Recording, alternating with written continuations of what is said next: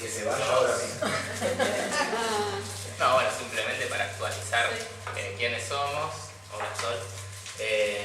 Somos un grupo de filósofos y filósofas de la UBA, la carrera de filosofía, que hace unos cuantos años ya estamos estudiando la obra de Deleuze, en particular un libro que este año cumple 50 años, que es Diferencia y Repetición, y un poco en honor a eso y al hecho de que estamos cerca de terminarlo y de que teníamos ganas de hacer algo afuera de la universidad. Bueno, Sol, acá presente, se le ocurrió esta idea de hacer un taller acá en La Libre, que nos pareció muy buena, y bueno, este es el tercer encuentro de una serie de 4 en la cual estamos tocando algunos temas nodales de este libro, que es muy difícil, muy inagotable,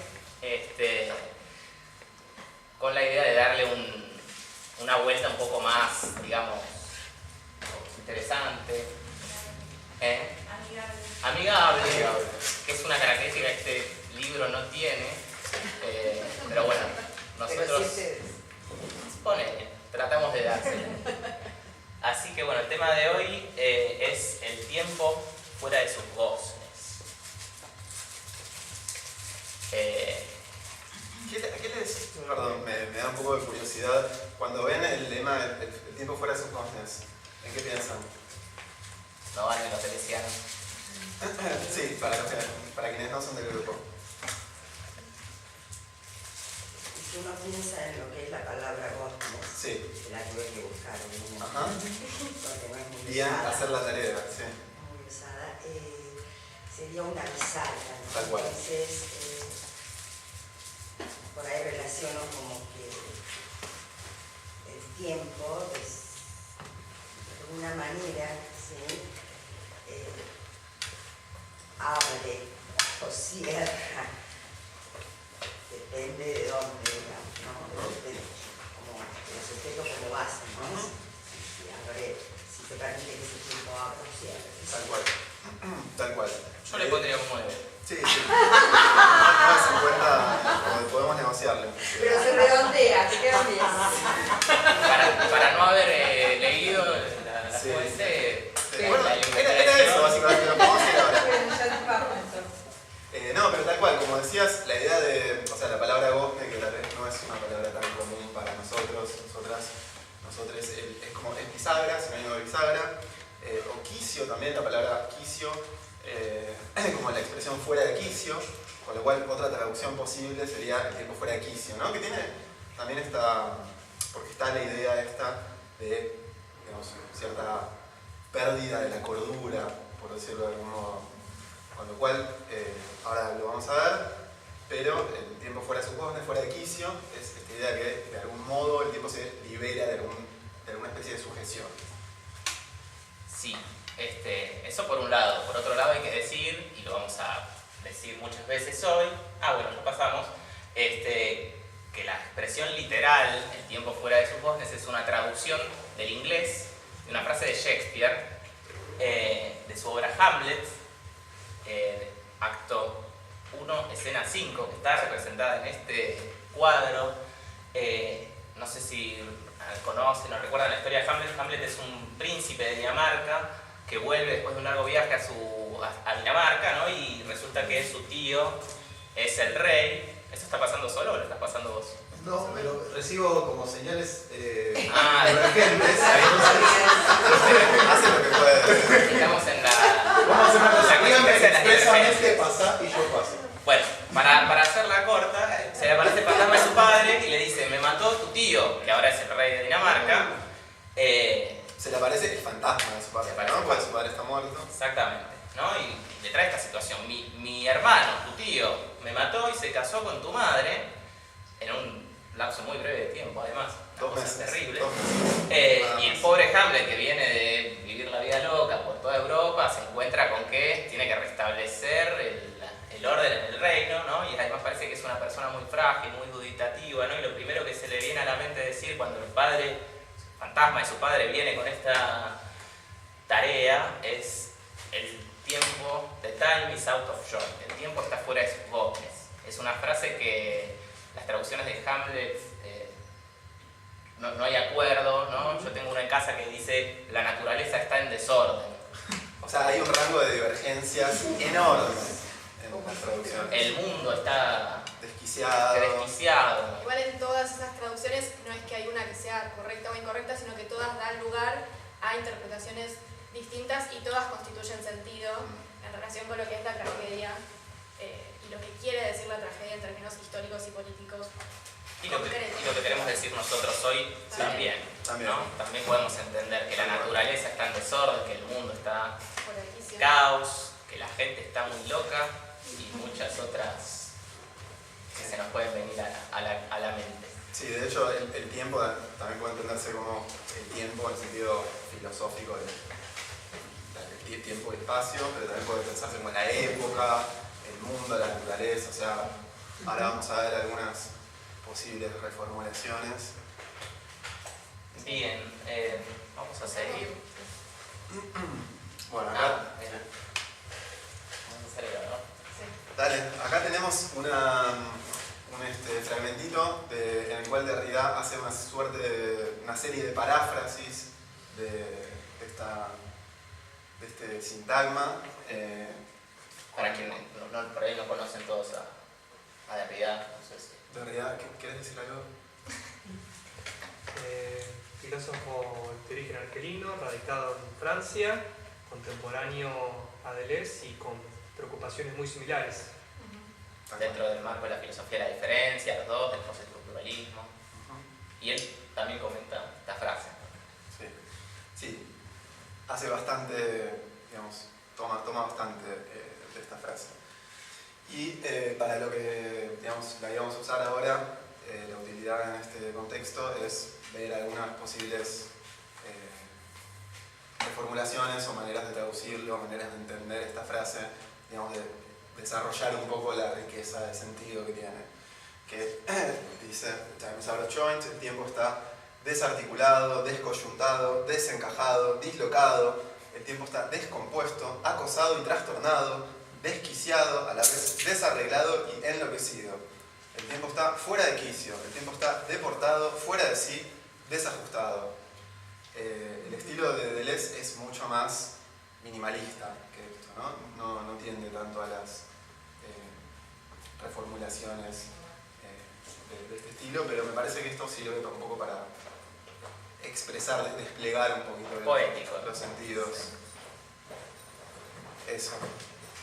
A los que acaban de llegar les contamos que el tiempo está fuera de sus goznes. Sí. No se preocupen.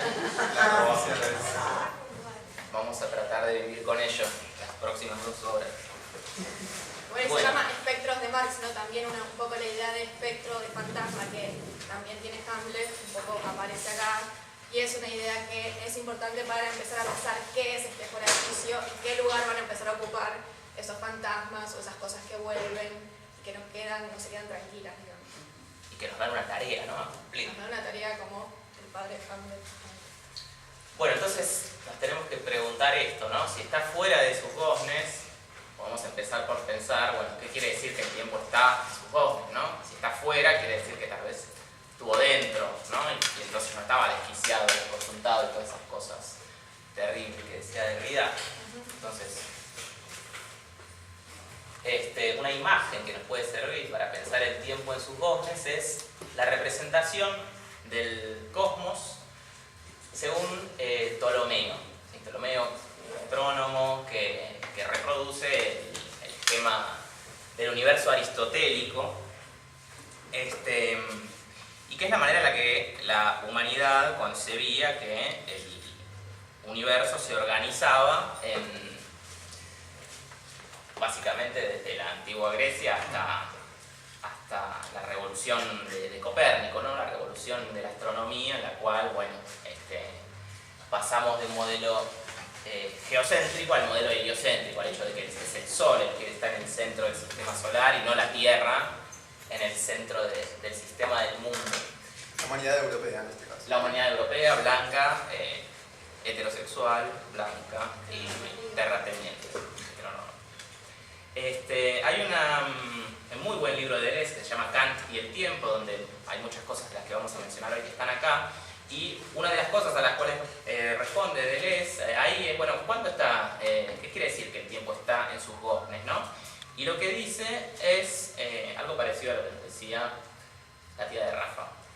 Cuyo nombre no sé, pero el tiempo está fuera de sus goznes. Es bello, es una muy bella fórmula si se la comprende. ¿Qué son los goznes?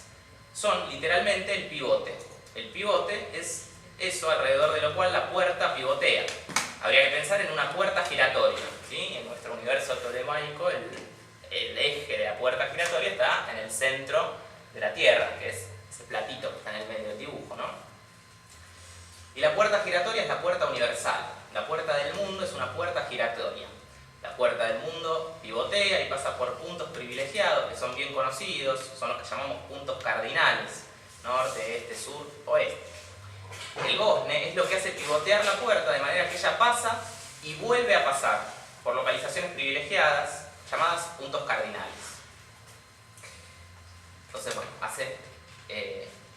mantiene el ritmo de la rotación de todo el universo, ¿no? Y uno localiza entonces los pasajes sucesivos. Ah, el astro está allí de nuevo. Es hora de conducir a mis ovejas.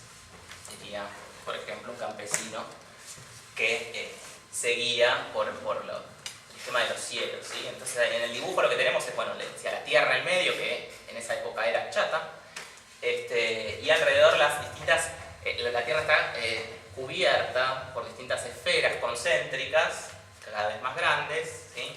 Donde esas esferas sostienen los distintos cuerpos celestes, ¿sí? Ahí se ve la esfera de la Luna, Mercurio, que son esas orbis, ¿no? Esas orbis de la Luna, Mercurio, Marte, Venus, Iovis, que sería Júpiter, Saturni, y en el extremo, bueno, en el extremo está la cúpula de las estrellas, donde están los nombres de las constelaciones, ¿no? Todo bien, el universo se repite, gira, los astros siempre vuelven a pasar por el mismo lugar y la gente en la Tierra orienta su temporalidad gracias a el gran ciclo de repetición del cosmos llamado Cronos, como decía Vicky recién, ¿no? Entonces, está acá bárbaro, ¿no? El tiempo del universo. Ahora, Deleuze tiene una teoría del tiempo en la cual, digamos, se podría justificar esto de alguna manera, por qué el tiempo se veía así, algo que no dijimos muy mal, que el tiempo fuera de sus goznes es uno de los niveles del tiempo. No hicimos ninguna presentación de eso, vamos a hacerlo ahora. Como los que vinieron a los encuentros anteriores lo saben, ningún concepto en Deleuze es simple, ¿no? Los que vinieron al primer encuentro recordarán, bueno, vamos a hablar de la estupidez. Y por ahí se pasaron todas las 2 horas esperando que demos un concepto de la estupidez, una definición de la estupidez, y en realidad lo que pasó fue una complejización permanente del concepto de estupidez, ¿no? Y con el tiempo va a pasar lo mismo. El tiempo no hay una definición simple de qué es el tiempo según Deleuze, ¿no? Que uno puede ir y rendir en el examen y aprobar y listo. El tiempo tiene niveles, ¿no? Hay capas filosóficas de análisis del fenómeno de la temporalidad. Básicamente hay 3 capas y la fórmula, el tiempo fuera de sus goznes, corresponde a la tercera capa, al tercer nivel de la temporalidad. Ahora estamos en el primero, el tiempo en sus goznes, tiempo presente. Que bueno, es el tiempo del universo y es también el tiempo de nosotros que vivimos en el presente, ¿no? Y experimentamos el tiempo como un fenómeno de la duración, ¿sí? De nuestras vidas, nuestros días, etc. No, también digo esto que mencionaba Gonza bueno, ahora la cita de las clases, el librito que les mostré recién, son 4 clases. 4 clases que dio en 1978 de Igual que nosotros, 4 clases. Tal cual, 2018. Sí. La buena repetición. La repetición del presente. Sí. Cronos. Bueno, y esto que dice de ahora es tiempo de vuelta arear llevar a mis abejas. Arear a las ovejas, algo así, ¿no? O sea, el tiempo se organiza también circularmente, como vemos en el esquema por justamente los ciclos de la naturaleza también, ¿no? O sea, tiene que ver con eso. Viene la primavera, el verano, mediante todas las estaciones, después vuelven en algún momento, y todo eso sirve para orientarse en la vida, saber cuándo cosechar, cuándo va a venir el frío, resguardarse, etc. Lo mismo con los días, digamos, a las diferentes escalas pensables, la naturaleza, aparentemente por lo menos, se da en ciclos, ¿no? Y son estos ciclos, en principio, lo que llevan a comprender el tiempo de este modo. Les leo una pequeña cita, también en relación con la que decía Gonzalo recién, esta de diferencia y repetición. Una sola frase, Deleuze dice: el gozne, cardo, es lo que asegura la subordinación del tiempo a los puntos precisamente cardinales, cardo, por donde pasan los movimientos periódicos que él mide, el tiempo, número del movimiento, tanto para el alma como para el mundo. Con lo cual, el tiempo, en esta concepción, va a estar subordinado a los movimientos que se dan en él. Y estos movimientos de la naturaleza, son estos movimientos cíclicos. Con lo cual, el tiempo va a adoptar esa forma del movimiento de lo que acontece en él, que se da de manera circular. Exacto. Si no hubiera mundo, no habría tiempo, ¿no? Si no estuviera en el planeta, no existiría tiempo. No sé si el planeta de nosotros, porque siempre existe el tiempo. Sí, o si no viviera, digamos, si los ciclos naturales no se dieran de esa manera. Sí, pero también es real que una cosa es el ciclo natural y otra cosa es cómo nosotros usamos ese ciclo natural. Claro. Y también es real que está extremadamente medido y temporalizado. Nosotros con el reloj, por ejemplo, llevamos a un extremo esa técnica de acompañarnos de la naturaleza o de ese orden que la naturaleza nos ofrece. Tal cual, pero bueno, para hacer un poco de catáfora, referirse a algo que vamos a desarrollar un poquito dentro de un ratito, pero en relación con esto, digamos, cuando aparezca el tiempo histórico, por ejemplo, en la modernidad, ya no va a ser un tiempo circular. Va a haber, digamos, el contenido ese, a partir del cual se concibe el tiempo, ya no va a ser cíclico, al menos en los primeros momentos. Bueno, Vamos a verlo. vamos a verlo. Bueno, entonces vamos al primer nivel de la teoría del tiempo deleuziana, llamada síntesis del presente.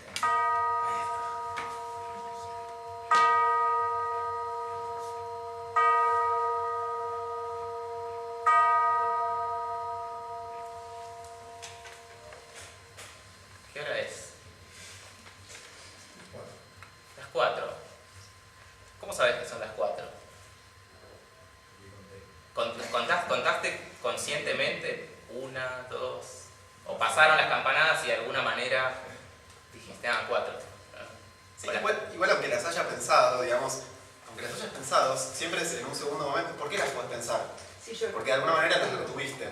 Sí. No pasó la primera campanada, llegó la segunda y te olvidaste de la primera, sino que constituiste un presente espeso, durable, gordo, en el cual entraban las 4 campanadas y a partir de ahí puedes pensar la 1, 2, 3, 4, Claro. ¿no? Y unirlas en una sola idea son las 4.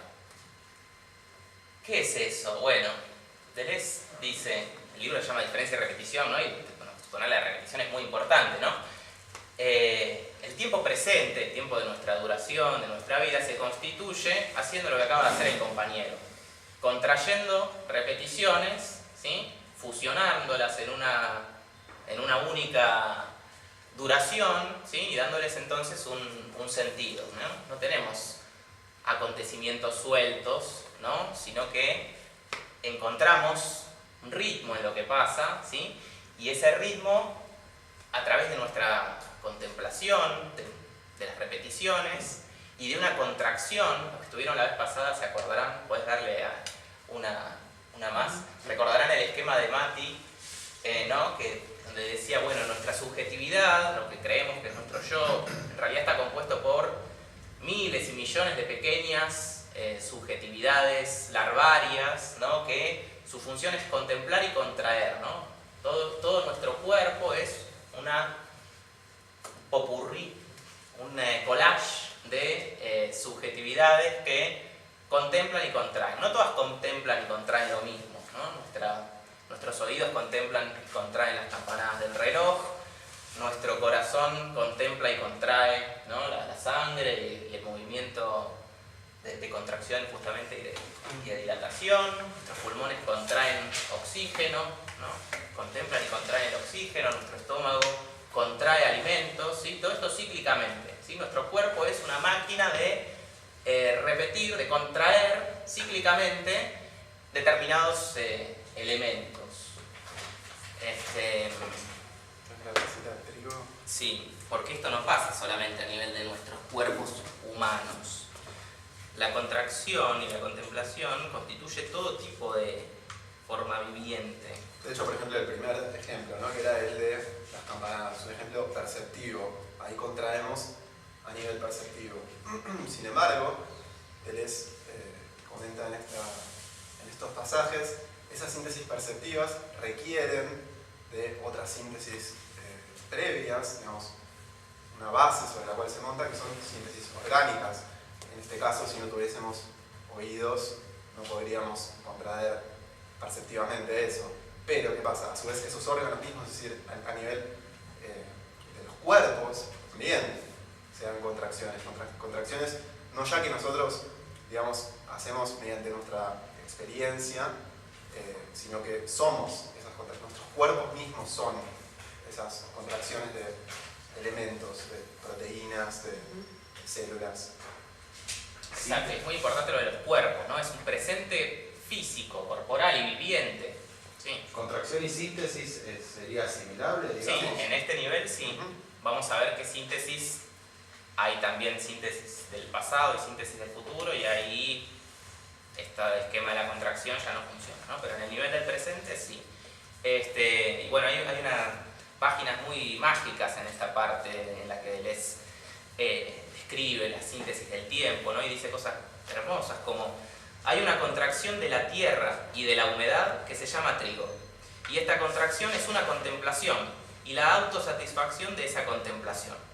El lirio del campo, por su mera existencia, canta la gloria de los cielos, de las diosas y de los dioses, políticamente correcto. Es decir, de los elementos que contempla contrayéndose.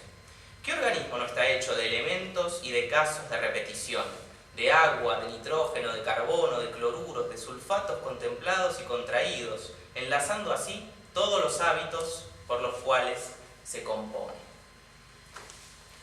Perdón, una sola cosita me quedé con lo de las campanadas, ¿no? Este momento expreso que constituimos, una palabra clave por ahí para meter es presente viviente, ¿no? Ese es cuando contraemos esas 4 campanadas, contemplamos y contraemos las 4 campanadas en una sola impresión, eso es el presente.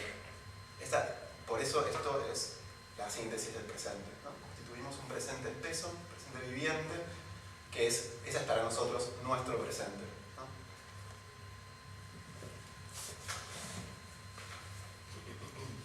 Una más.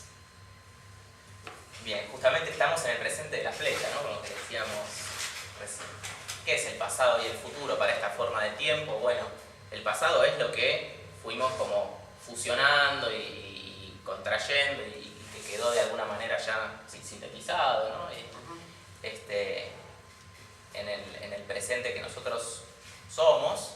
Y el futuro es básicamente la espera de que eso continúe, ¿no? De que mi corazón siga manteniendo este ritmo, de que mis pulmones sigan contrayendo el aire, de que mi estómago siga contrayendo los alimentos y de que mi conciencia y mis oídos sigan contrayendo el tiempo, ¿no? Las estaciones y en el límite la rotación de las esferas celestes. Eso un poco Deleuze lo presenta bajo la idea de hábito, ¿no? Eso que contemplamos y contraemos de manera presente y de manera permanente, lo que empieza a generar es una especie de sensación habitual respecto de cómo nos movemos, cómo hablamos, cómo comprendemos, cómo vivimos en general. Entonces hay una sensación habitual y esa sensación habitual es la que hace que uno piense, bueno, el pasado va a ser como el futuro, o si hay alguna repetición, uno va a esperar que esa repetición funcione como todas las otras repeticiones ya funcionaron. Entonces un poco esta idea de presente viviente va acompañada de la idea de hábito. Y hábito, de vuelta, tiene todos estos, digamos, niveles. no solamente estar habituados al propio cuerpo, sino también estar habituados a razonar de una manera, a tener expectativas respecto de los otros o respecto de las actividades que uno hace, y esa expectativa estar dentro de ese marco de contracción y contemplación que ya se viene haciendo. Entonces, es como, tiene un peso muy importante esa contemplación y contracción, ¿sí? Como formativa, si se quiere. Sí, Deleuze juega mucho con esta cuestión del lenguaje, que en francés y en castellano es lo mismo, por suerte. Cuando hablamos de hábito, se habla de contraer un hábito, ¿no? Uno contrae el hábito. Contraer un hábito no es algo que uno hace conscientemente, ¿no? Ocurre. Por repetición. Exacto. Entonces, creo que es bastante intuitiva la manera en la cual podemos comprender, bueno, cómo funciona este primer tiempo que Deleuze conceptualiza, ¿sí? Una cosa también es que cada una de estas tres síntesis, que podemos pasar como tres dimensiones del tiempo, vamos todavía a la primera, constituye al mismo tiempo un tipo de pasado, un tipo de presente y un tipo de futuro. Y en este caso, que digamos el punto principal es el presente, la síntesis que constituye el presente, constituye sin embargo de alguna manera un pasado y un futuro, pero como decía Ana, ¿de qué modo los constituye? O sea, ese pasado es meramente los elementos que fueron contraídos, ¿no? En el caso cuando yo escucho la cuarta campanada, bueno, las otras tres campanadas, o inclusive la cuarta, si lo pienso como un todo, son los elementos pasados, los antiguos ahora, que fueron contraídos en una hora más grande, más abarcativo, que forma lo que es mi presente, lo que puedo abarcar. Y el futuro es, por el contrario, esto que decía de la continuación, ¿no? A esos pequeños elementos repetidos les extraigo, sustraigo de ahí esta espera, ¿no? Creando de alguna manera algo nuevo que sin embargo se va a parecer mucho a lo anterior, es decir, forma una continuidad.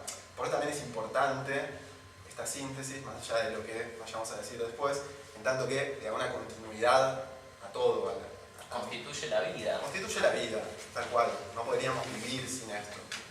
Sí, porque nos van a escuchar criticar la repetición del saber. Sí. No es que queremos que se mueran, morirnos nosotros. No. Bueno, esto nos va a llevar, sin embargo, a una pregunta que está cuando Seba decida darnos una... Pero me tenés que decir. Sí, adelante. Sí, perdón. ¿De dónde vienen estos instantes y por qué pasan? O sea, ¿por qué pasa el tiempo? ¿Por qué la primera campanada es suplantada por una segunda campanada? ¿De dónde viene eso? Y, ¿no? Bueno, ¿qué son esos instantes? ¿Y a dónde van cuando contraímos? ¿Sí? No, inclusive el presente viviente como un todo, digamos, las cuatro campanadas, yo percibo eso.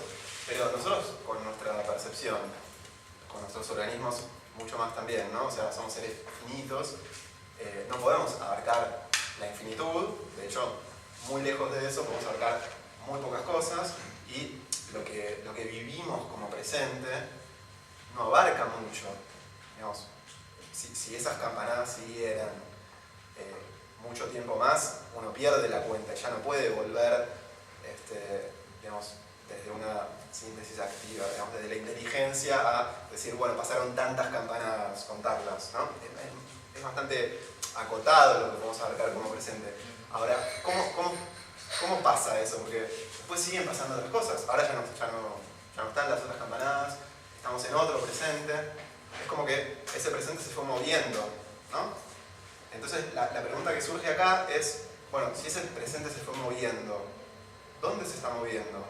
O sea, la síntesis esta constituye un presente, constituye el tiempo, pero constituye un tiempo que es intratemporal, que pasa. Y la pregunta que surge entonces es, bueno, ¿cómo pasa? ¿Por qué pasa? ¿Debería estar en otro tiempo o en otra dimensión del tiempo que permita ese pasaje? Ahí está, la rejilla por donde se va el tiempo. Estamos en la segunda síntesis del tiempo, que le llama síntesis del pasado. Esto está representado con una imagen que Deleuze toma de un filósofo que tematiza mucho el tiempo, que se llama Bergson, muy importante en Francia y en el mundo, bueno, filosófico. Esta imagen de que bueno, el tiempo es como un cono, ¿no? Una especie de cono cuya base es una circunferencia infinita, ¿no? No llegamos nunca al fondo del cono. El presente es el punto más contraído de ese cono, ¿sí? Y el cono se va llenando de todos los antiguos, todos los presentes que fueron alguna vez, pueblan, ¿no? Los distintos niveles de ese cono que crece constantemente y que es la totalidad del pasado, ¿sí? Ahora, esto supone que el pasado es algo más que los presentes que pasaron, ¿no? ¿A dónde van esos presentes? Bueno, hay un pasado puro, hay un pasado que nunca fue presente, que es, ¿qué es? Es el medio ambiente, el elemento, el lugar donde se van depositando los antiguos presentes. Claro, una cosa importante de esto es que ya no tiene la misma forma este pasado que la que tenía en la primera síntesis, ¿no? En la síntesis del presente, como lo pasado era visto como esta sucesión de instantes. Primera campanada, segunda campanada, tercera campanada. Son momentos. Esta expresión pasado puro, digamos, más allá de, para que la palabra puro pueda hacer ruido, suena como algo, digamos, de modé, metafísico, pero la idea es básicamente esta de que el modo de ser del pasado no es el modo de un presente que pasó, de un presente antiguo, un presente que fue, digamos, siguió andando el presente para adelante y ese momento quedó atrás. Es una, como decía Gonza, digamos, bueno, es difícil. No es una cosa. No es una cosa y no es un instante. No. Es como esta acumulación donde se van contrayendo todos los instantes, pero de otra manera.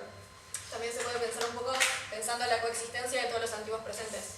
Nunca hay un presente que coexiste con otro presente, sino en el pasado.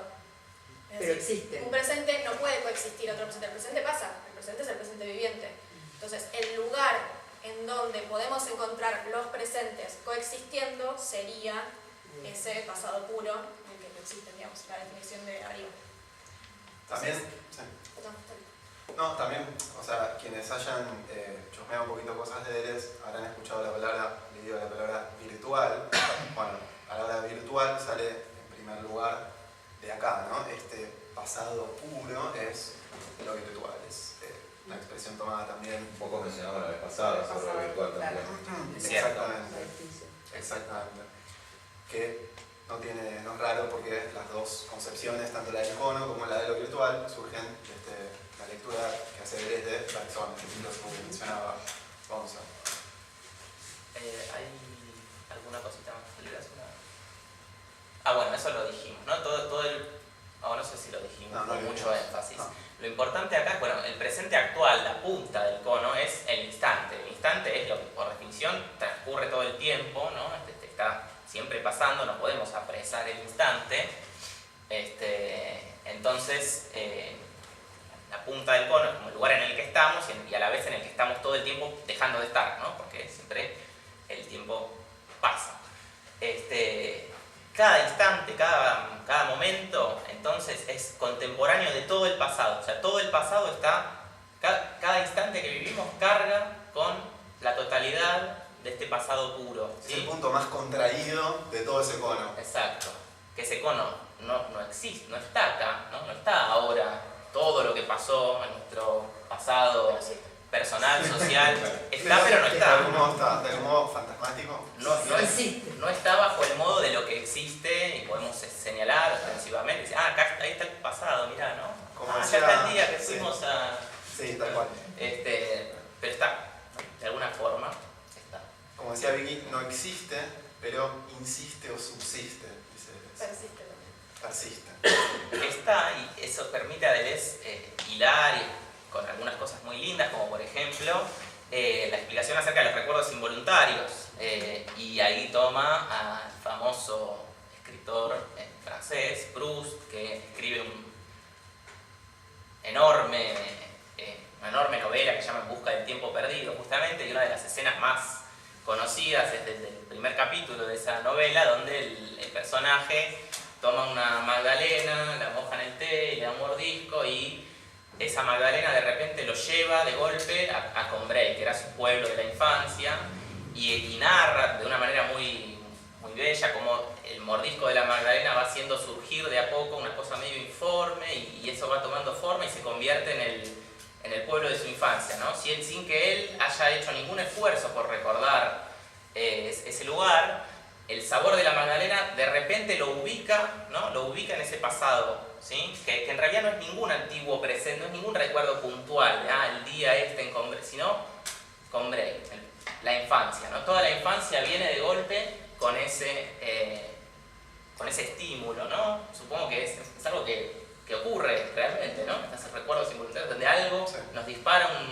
un recuerdo que no es un recuerdo puntual, sino el pasado que de alguna manera vuelve, ¿no? Sí, una sensación que se apodera de nosotros con un olor, una canción, ese tipo de cosas. Y una cosa también importante, porque acá en este contexto de una teoría del tiempo, por decirlo de alguna manera, es importante el recuerdo involuntario, en contraposición con el recuerdo voluntario. ¿Qué pasa con el recuerdo voluntario? Este cono, esta concepción, también permite explicar el recuerdo voluntario. ¿Qué es lo que hacemos cuando recordamos? Enfocamos, por así decir, ese pasado en general, vamos de a poco acomodando el lente, esta es una expresión de Bergson, para dar con el momento que queremos y lo traemos al presente. Pero ¿qué pasa? De ese cono del pasado puro, en ese proceso de traerlo al presente, ese recuerdo va tomando la forma del presente, porque se va actualizando esa virtualidad según nuestro estado actual, de nuestro cuerpo, nuestras sensaciones, etc. Con lo cual, digamos, al efectivizarlo, se vuelve actual, digamos, pierde esa cualidad virtual. En contraposición con esto, el recuerdo involuntario, lo que permitiría, según Deleuze, tomando a Proust, es poder, como decía Gonza, revivir de alguna manera, o mejor dicho, vivir este pasado de un modo tal que nunca lo experimentamos. Vivir este pasado puro como tal. Bien. Proust decía aquello de real sin ser actual, ¿no? No, es cierto, es una frase de Proust que Deleuze repite muchas veces, que es real, este pasado es real, sin ser actual, sin estar actualmente ahí, pero es real porque él lo está viviendo, ¿no? Sí. Ideal, sin ser abstracto, dice. Y un poco de tiempo en estado puro. Y un poco de tiempo en estado puro. ¿Pasó? Sí, una más, porque también tenemos otro personaje importante de la literatura universal, ¿sí? Deleuze explica nada menos que la teoría de la reminiscencia con esto. Quienes sepan o hayan escuchado alguna vez algo de Platón, tal vez recuerden que está esta teoría de que la verdad es eterna, está en un plano superior al mundo que nosotros vivimos, ¿no? Y por ser eterna está en cierto modo fuera del tiempo, ¿no? Y la podemos conocer, porque la teoría de Platón es que en algún momento nuestra alma estuvo en contacto con ella, en un primer tiempo ideal, pasado puro justamente, el cual es borrado de nuestra memoria con nuestro nacimiento de carne, ¿no? Porque el cuerpo, entre las cosas terribles que nos hace el cuerpo en el platonismo, es alejarnos absolutamente de este recuerdo de la verdad.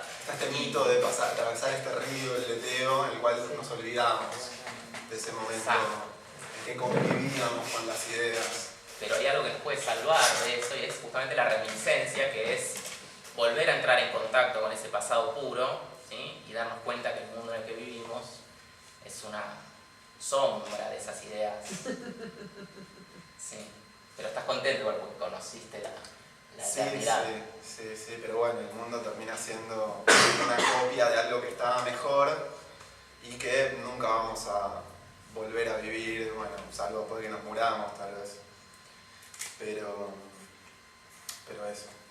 Además, ese pasado puro está concebido, como en el mito que contaba Gonza, al modo de un antiguo presente, porque es algo que supuestamente ya pasó para Platón, ¿no? Que antes de nacer estábamos ahí y, digamos, estoy simplificando, ¿no? Pero, y después nacimos, digamos, con lo cual ese momento tiene todas las cualidades de este pasado puro, ideal, pero al mismo tiempo está pensado como un antiguo presente. Con lo cual, digamos, hay una lógica circular ahí, tiene un punto paradojal eso. Pero bueno, no vamos a No. seguir criticando al amigo Platón tampoco. No. Pues, pasamos, no me acuerdo qué. Bueno, claro. Uno podría decir que ya con estas dos síntesis podemos decir, bueno, tenemos el punto de vista de la eternidad, ¿no? Tenemos el universo, ¿nos acuerdan? Las grandes esferas celestes y la eternidad por encima, Dios. ¿Sí? Esta es otra representación más o menos de lo mismo, ¿no? Está la Tierra en el medio y distintas esferas. Está más completo porque tiene los 4 elementos, primero, después los planetas, después las virtudes, los serafines, querubines, ¿no? En el límite de todas las esferas que se mueven y donde el tiempo transcurre está la eternidad, ¿no? Está Dios, el que podría ser el diámetro infinito, la base del cono, ¿no? El Dios que lo ve todo, ve todos los presentes actuales. No sabemos si los saborea también como Proust, si los huele o los toca, pero verlos los ve, ¿no? Y ve todo el tiempo, toda la eternidad, ¿sí? Y bueno, esta imagen como que representa esa doble interacción, ¿no? Por un lado los ciclos que pasan, y por el otro la eternidad por fuera, que es el fundamento donde se apoya esa gigantesca y compleja esfera del universo, y donde justamente el tiempo está en sus goznes y pasa siempre por los mismos lugares, todo está ordenado y vemos la estrella y nos llevamos nuestras ovejas de vuelta al... No están en establos las ovejas, ¿cómo se llama? Pastoreo. Al corral. Llevamos las ovejas al corralito. Al corralito. Perfecto, ¿no? Está todo bien.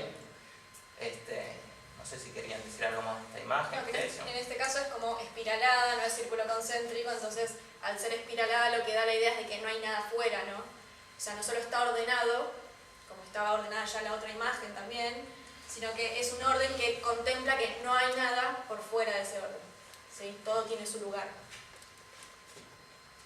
Y se mueve, pero Deus no se mueve. Y no necesita moverse. Claro. Porque su perspectiva ya ¿Cómo está se va a mover? arriba. ¿Cómo se va a mover? Va. Si ya está en todos lados, ¿a dónde va a ir? Si vos no necesitaras moverte, no te moverías. No, es una necesidad. Está en el sillón todo el día, Claro. mirando cómo gira la cosa. Mirá lo que hice. La afirmación de la... Es Por un dentro poco, también. Se jugó ahí. es un poco de vago, pero bueno, puede ser. Bueno, vamos a la siguiente diapositiva, donde lo que tenemos es este bicho, Uroboros. Uroboros es la serpiente que se come la cola y que es el símbolo, es un símbolo milenario de que representa el eterno retorno. El eterno retorno, tal como lo entienden las civilizaciones. Creo que es que hay... Antes de Nietzsche. que data, antes de Nietzsche seguro, e incluso antes de los griegos, digo, antes de Empédocles y de... Creo que es egipcio, Sí. sí. Hace mucho. Sí, los egipcios. Ninguno de ustedes se acuerda, así que para qué les vamos a contar.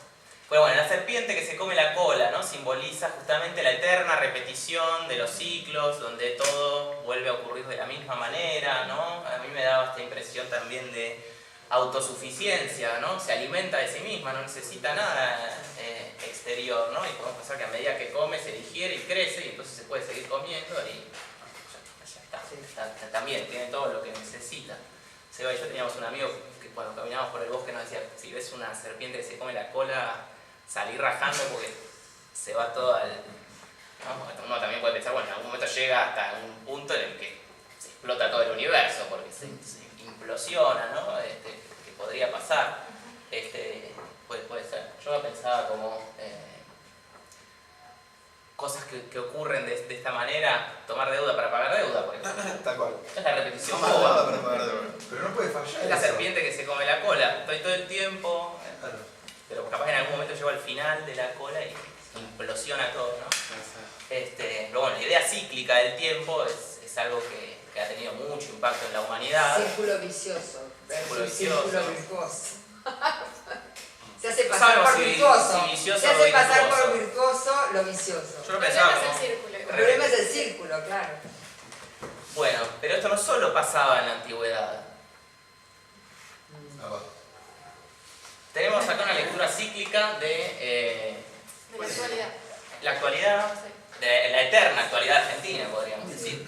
La mayoría vio esta imagen, me imagino, en las redes sociales, ¿no? O sea, es una imagen o alguna parecida, circulan bastante. En la Abajo internet. podría decir, ¿sabes las veces que lo viví esto? Claro, yo me la sé lunga, esto es así. Ahora estamos en el punto derecha, destruye clase media, ahí estamos. Pero va a volver cosas así todo el tiempo, ¿no? Todo se repite, son ciclos. No sé si llegan a leer, pero la idea básica es, la historia siempre fue así. Un poco cuando uno se pone a pensar, o por lo menos emocionalmente, quizás uno dice, sí, es real, nos pasa así. Y luego cuando uno se pone a pensar en algún detalle o en algún elemento que uno dice, sí, se repite, se da cuenta que cambia un poco este esquema tan redondo. Claro, ¿no? Uno dice, por ejemplo, peronismo, ¿no? La historia argentina. Dice, bueno, se repite que vuelve el peronismo al poder, digamos. Ahora, cada vez que pensamos en algún peronismo, ¿no? 45, no sé, 2003, en el medio 73, por ejemplo, ¿no? ¿Hay repetición ahí? ¿No? ¿Se dio? Es la clase media repetición? empobrecida por un gobierno de derecha que va y lo vota. Es tan simple el contexto. O la siempre. idea de populismo. Si no queremos hacer peronismo, podemos poner populismo, que tenemos también a Ilia, por ejemplo, para no pensarlo tanto en términos de partido, por ejemplo. O la represión. ¿Es la misma represión la de diciembre del año pasado que la de diciembre de 2001, que la de entre el 76 al 83? Entonces uno dice, bueno, quizás emocionalmente uno dice, sí, cortemos con esto, es verdad, nos pasa esto y no podemos seguir así. Ahora, no seguir así no depende de una tijerita quizás, digamos. Tampoco es tan fácil, digamos. Es lo que decías vos, o sea, en realidad si uno lo lleva a la historia y trata de leer la historia con esto, se da cuenta de que en realidad nunca pasó esto, ¿no? Claro, Que hay grandes significantes, palabras que populismo, clase media, derecha, izquierda, palabras que engloban un montón de cosas y que en cada momento de la historia tienen actores y preocupaciones y roscas distintas, ¿no? Contextos distintos y bueno, pero ¿qué pasa? Nos simplifica la vida pensar que las cosas van a ser así, ¿no? Nos exime un poco de tener que pensarnos a nosotros mismos como agentes políticos. Me parece que esa idea de pensar el tiempo de esta manera hace que actuemos de una manera tan... Claro, si va a ser así. Claro, como el pastor que lleva las ovejas al corral. Bueno, ahora pasa esto, así que ahora voy a comprar dólares, ¿no? Claro. Ahora los voy a guardar. Tratemos de estar del lado de los que sobreviven, ¿no? Claro. No del lado de los que mueren al círculo, ¿no? Porque uno de los problemas es ese, ¿no? Bueno, ¿cuántos muertos implica, ¿no? Este círculo? ¿Y de qué lado estar, ¿no? Porque es eso lo que uno piensa. Bueno, si esto es así, la receta es esta, la solución es esta, y la solución siempre en estos casos es individual. ¿No? Pero bueno, es otra idea del tiempo en su voz, ¿no? El sol en el medio. El gobierno, el sol. Claro. Por más que parezca que no, La porque lo que república que muestra, sufre. Sí. lo que muestra es una crisis, digamos, y muestra cambios o modificaciones. Sin embargo, sí, a pesar de que muestra modificaciones, es una repetición, es la idea de una repetición. Está haciendo una carita medio Zulander el sol, de hecho. Está tirando Sí, porque tiene como tirando besos. No sé si el de la bandera está haciendo eso. No sé, Bueno, tenemos poca bandera. Sí, vamos a instalar ver. esto es parte del sufrimiento a instalar. ¿Cómo? Digo que instalar este modo es parte de la política que quiere instalar sufrimiento en el sentido de Sí. no acción, Sí. de bajar la acción, Sí. la capacidad de acción de los... También que tal vez la intención del que lo hizo no Facilidad. es esa, porque bueno, dice, bueno, No, cortemos pero con esto bueno. de que la clase media crezca y se haga de derecha, Sí, que bueno, puede pero así ser, no. que Sí, o sea, ¿O es un cómo? fenómeno sociológico que se pueda, digamos, Sí. fundamentar en cierto modo. Lo que estamos criticando es la idea de el que te dice, bueno, esto pasa siempre así, ¿no? Sí, Yo ya lo viví sí. 1000 veces, ¿no? Lo que decía Seba, esta ya me la sé, esta pasó así, y va a volver a pasar, ¿sí? Vos tenés que hacer esto, y más o menos zafás la tormenta. Pero volviendo a la idea del eterno retorno, esta sería un eterno retorno de lo mismo. Que vamos a ver que hay otras posibilidades de entender el eterno retorno. ¿Pasamos? Por favor. Ah, bueno, acá hay que darle play. Esperemos que todos hayan visto esta película, si no, corran a verla hoy mismo. Urgente. Ahí va, Uy, ¿No? No. Ahí. no pasa nada, no se vio.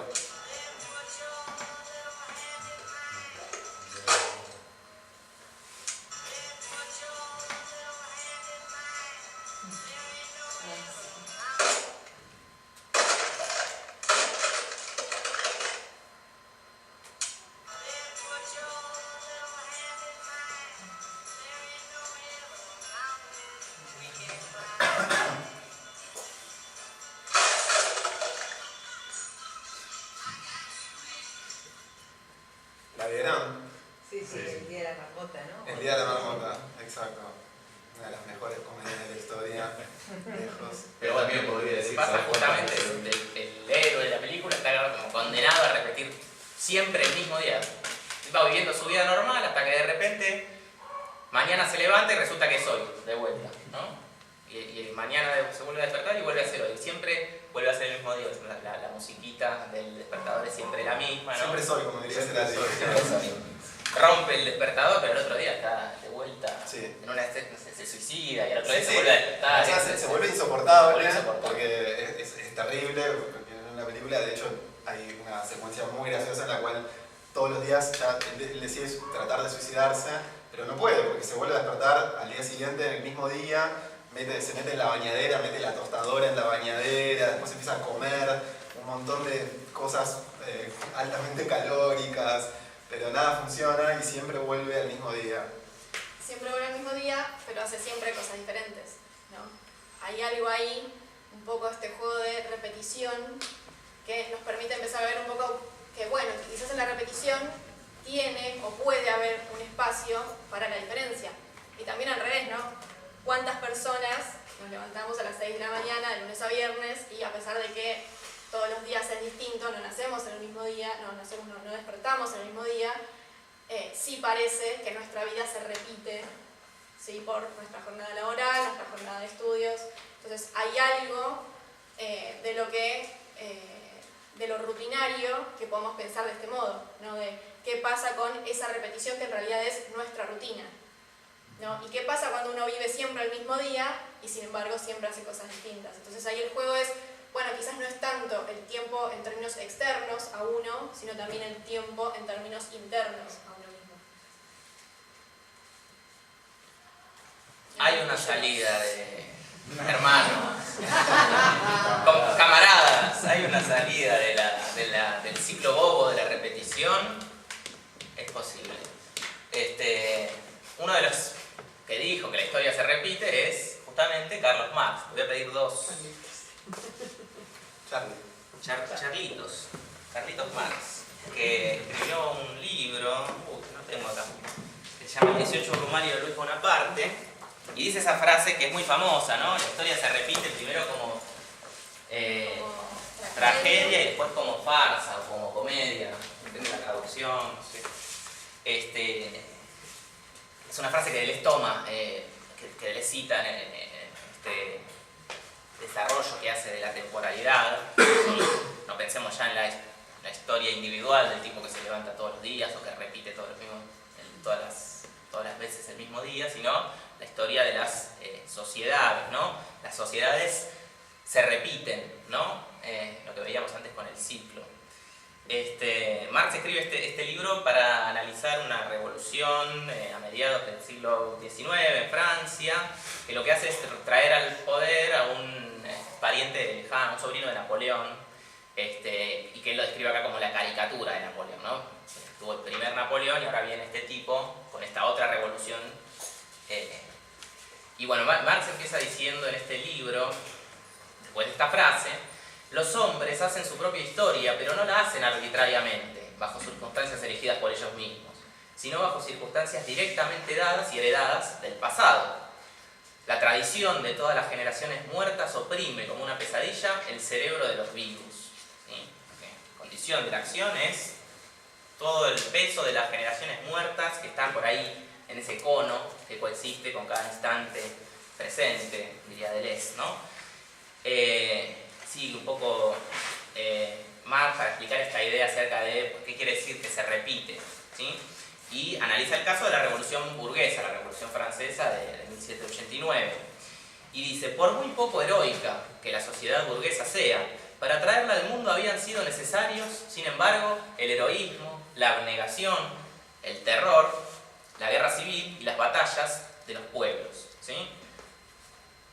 La burguesía, clase poco heroica, dice Marx, sin embargo ha necesitado todas estas cosas, ¿no? A ello la revolución, ha cortado cabezas.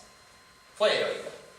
Sobre todo porque, como sigue diciendo, sus gladiadores encontraron en las tradiciones clásicamente severas de la República Romana los ideales, las formas artísticas, las ilusiones que necesitaban para ocultarse a sí mismos el contenido burguesamente limitado de sus luchas y mantener su pasión a la altura de la gran tragedia histórica. ¿Sí? Es decir, bueno, estamos haciendo la revolución de la libertad, somos la burguesía, la clase que va a traer libertad, igualdad y fraternidad al mundo.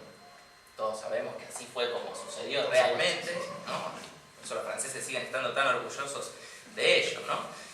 No, lo que hizo la burguesía fue disfrazarse de esos ideales, de esas expresiones artísticas, de toda esa mística de la República Romana, diciendo, bueno, somos héroes romanos resucitados, así como si instauramos ahora la nueva República Francesa en la cual va a primar, ¿sí?, la igualdad, la fraternidad, y llevamos adelante toda esta tragedia, ¿sí?, cortamos todas estas cabezas, nada de eso, ¿sí? Bueno, viene Napoleón, expande todas estas nuevas ideales por Europa. Pasa el tiempo, la cosa al final, medio que al final resulta que había oprimidos, después, ¿no?, surge la clase burguesa y empieza a ver, cambia la forma de opresión en todo caso, pero la opresión sigue, ¿no? Bueno, y a mediados del siglo XIX hay un levantamiento en Francia de carácter más popular que termina desembocando en la instauración de Luis Bonaparte, esta caricatura del viejo Napoleón, y Marx esto lo ve como algo bastante triste, una farsa histórica, ¿sí? Y él hace esta frase que está muy bien y que la tengo ahí, si me la... dice esto textual: la revolución social del siglo XIX, es decir, la revolución proletaria, la que corresponde a ese momento de la historia, no puede sacar su poesía del pasado, sino solamente del porvenir. Sacar su poesía del porvenir, dice Marx. Es decir, es más fácil si te dice tomar las armas, tomen el poder, instauren la dictadura del proletariado, tienen que hacer esto y esto. Eso hay un programa político a seguir ahí. Si te dice, saca tu poesía del porvenir, y vos sos un obrero inglés que lleno de hollín a casa, no calificado. No calificado y que seguro trabajas en negro. Bueno, extraer la poesía del porvenir. ¿Cómo extraemos algo del porvenir? O sea, es algo muy importante porque la emancipación política se juega en esto, ¿no? No vamos a seguir con Marx, vamos a pasar a Deleuze porque esta idea de extraer algo del porvenir es algo que va a tematizar la tercera síntesis del tiempo, que como recordarán era el tiempo fuera de sus gozos. Pasamos. No, espera. Acá tenés que darle. Un poco Deleuze toma esta cita y desarrolla cuáles serían las características de la tragedia y de la farsa o de la comedia dentro de esas repeticiones que se dan a lo largo de la historia. Y él dice que la tragedia es aquel momento en el cual hay algo que es creador, ¿sí? Y eso creador, en teoría, sería una especie de ingreso a esta parte de porvenir o esta parte que permite salirse del ciclo o salirse de los goznes. Ahora bien, luego de esa tragedia viene siempre una farsa, una comedia, que hace que retroceda sobre sí, digamos, esos pasos creadores o esa metamorfosis que también remite un poco al encuentro anterior de las larvas, ¿no? Esa modificación que uno puede hacer de uno mismo, que la historia puede hacer de su régimen, lo que hace en vez de crear con las distintas liberaciones regímenes que estén exentos de opresores y oprimidos, lo que hace es extremar cada vez más esa relación entre opresores y oprimidos bajo otras formas. Entonces, un poco en este sentido dice, bueno, lo primero es una tragedia y parece creadora y parece que vamos a ir hacia otro lugar como humanidad o como organización social o como organización política. Sin embargo, luego vuelve a haber una repetición que convierte eso en una comedia o que al convertir eso en una comedia lo que hace es retroceder sobre sus pasos, inventando nuevas técnicas de dominación, de opresión, ¿sí? Entonces, un poco la lectura que hace del 18 Brumario, Deleuze en Diferencia y Repetición, tiene que ver con eso. Bueno, acá estamos, esto es simplemente para recordar de dónde empezamos, ¿no?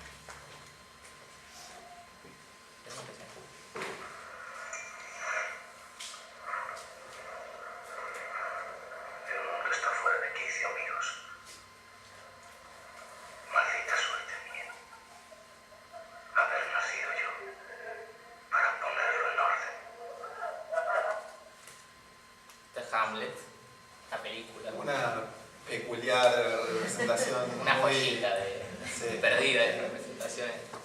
muy poco rioplatense, como podrán observar. El mundo está fuera de quicio. Esta es la frase que acaba de decir el... Sí, la traducción de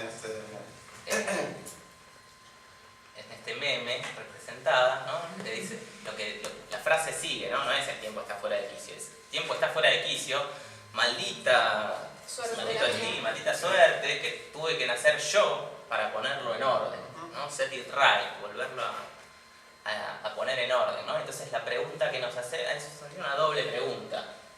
Primero la de Marx, ¿qué quiere decir extraer algo del porvenir? Sacar la poesía del porvenir. Quiere decir poner el tiempo en orden, poner el mundo en orden, esta tarea que le encomiendan a Hamlet. Por favor, ¿no? Set it right, ¿qué quiere decir? Encauzar el tiempo, reordenar el tiempo. Hasta ahora lo que venimos viendo es que el tiempo puede ser un ciclo de repeticiones, ¿no? Que nosotros contraemos, contemplamos y vamos vivenciando el presente de esa manera, ¿no? O que es el pasado, ¿no? El pasado inmemorial del pasado puro. Entonces, podríamos pensar estas dos posibles respuestas. Bueno, si todo se repite, en realidad, ¿qué hay que encauzar? Nos parecerá ahora que se encajó un poco, pero se repite, o sea, va a volver a... Todo lo mismo. Claro, ya fue, no pasa nada, ¿no? Una de las figuras de la estupidez que mencionaba Juli en el primer encuentro era esto, ¿no? Todo total, da lo mismo, ¿no? Todo da igual. De vuelta, ¿qué tipo de agente o de sujeto produce esa idea? Si todo va a volver a ordenarse, uno también tiene que volver a ordenarse con eso. Entonces ahí, digamos, la construcción es doble, ¿no?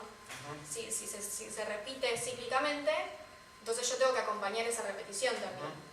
Claro, es fundamental esto que decían, o sea, en el sentido de que una cierta concepción del tiempo es absolutamente correlativa a una concepción de la subjetividad, o sea, quiénes somos, cómo nos pensamos como sujetos.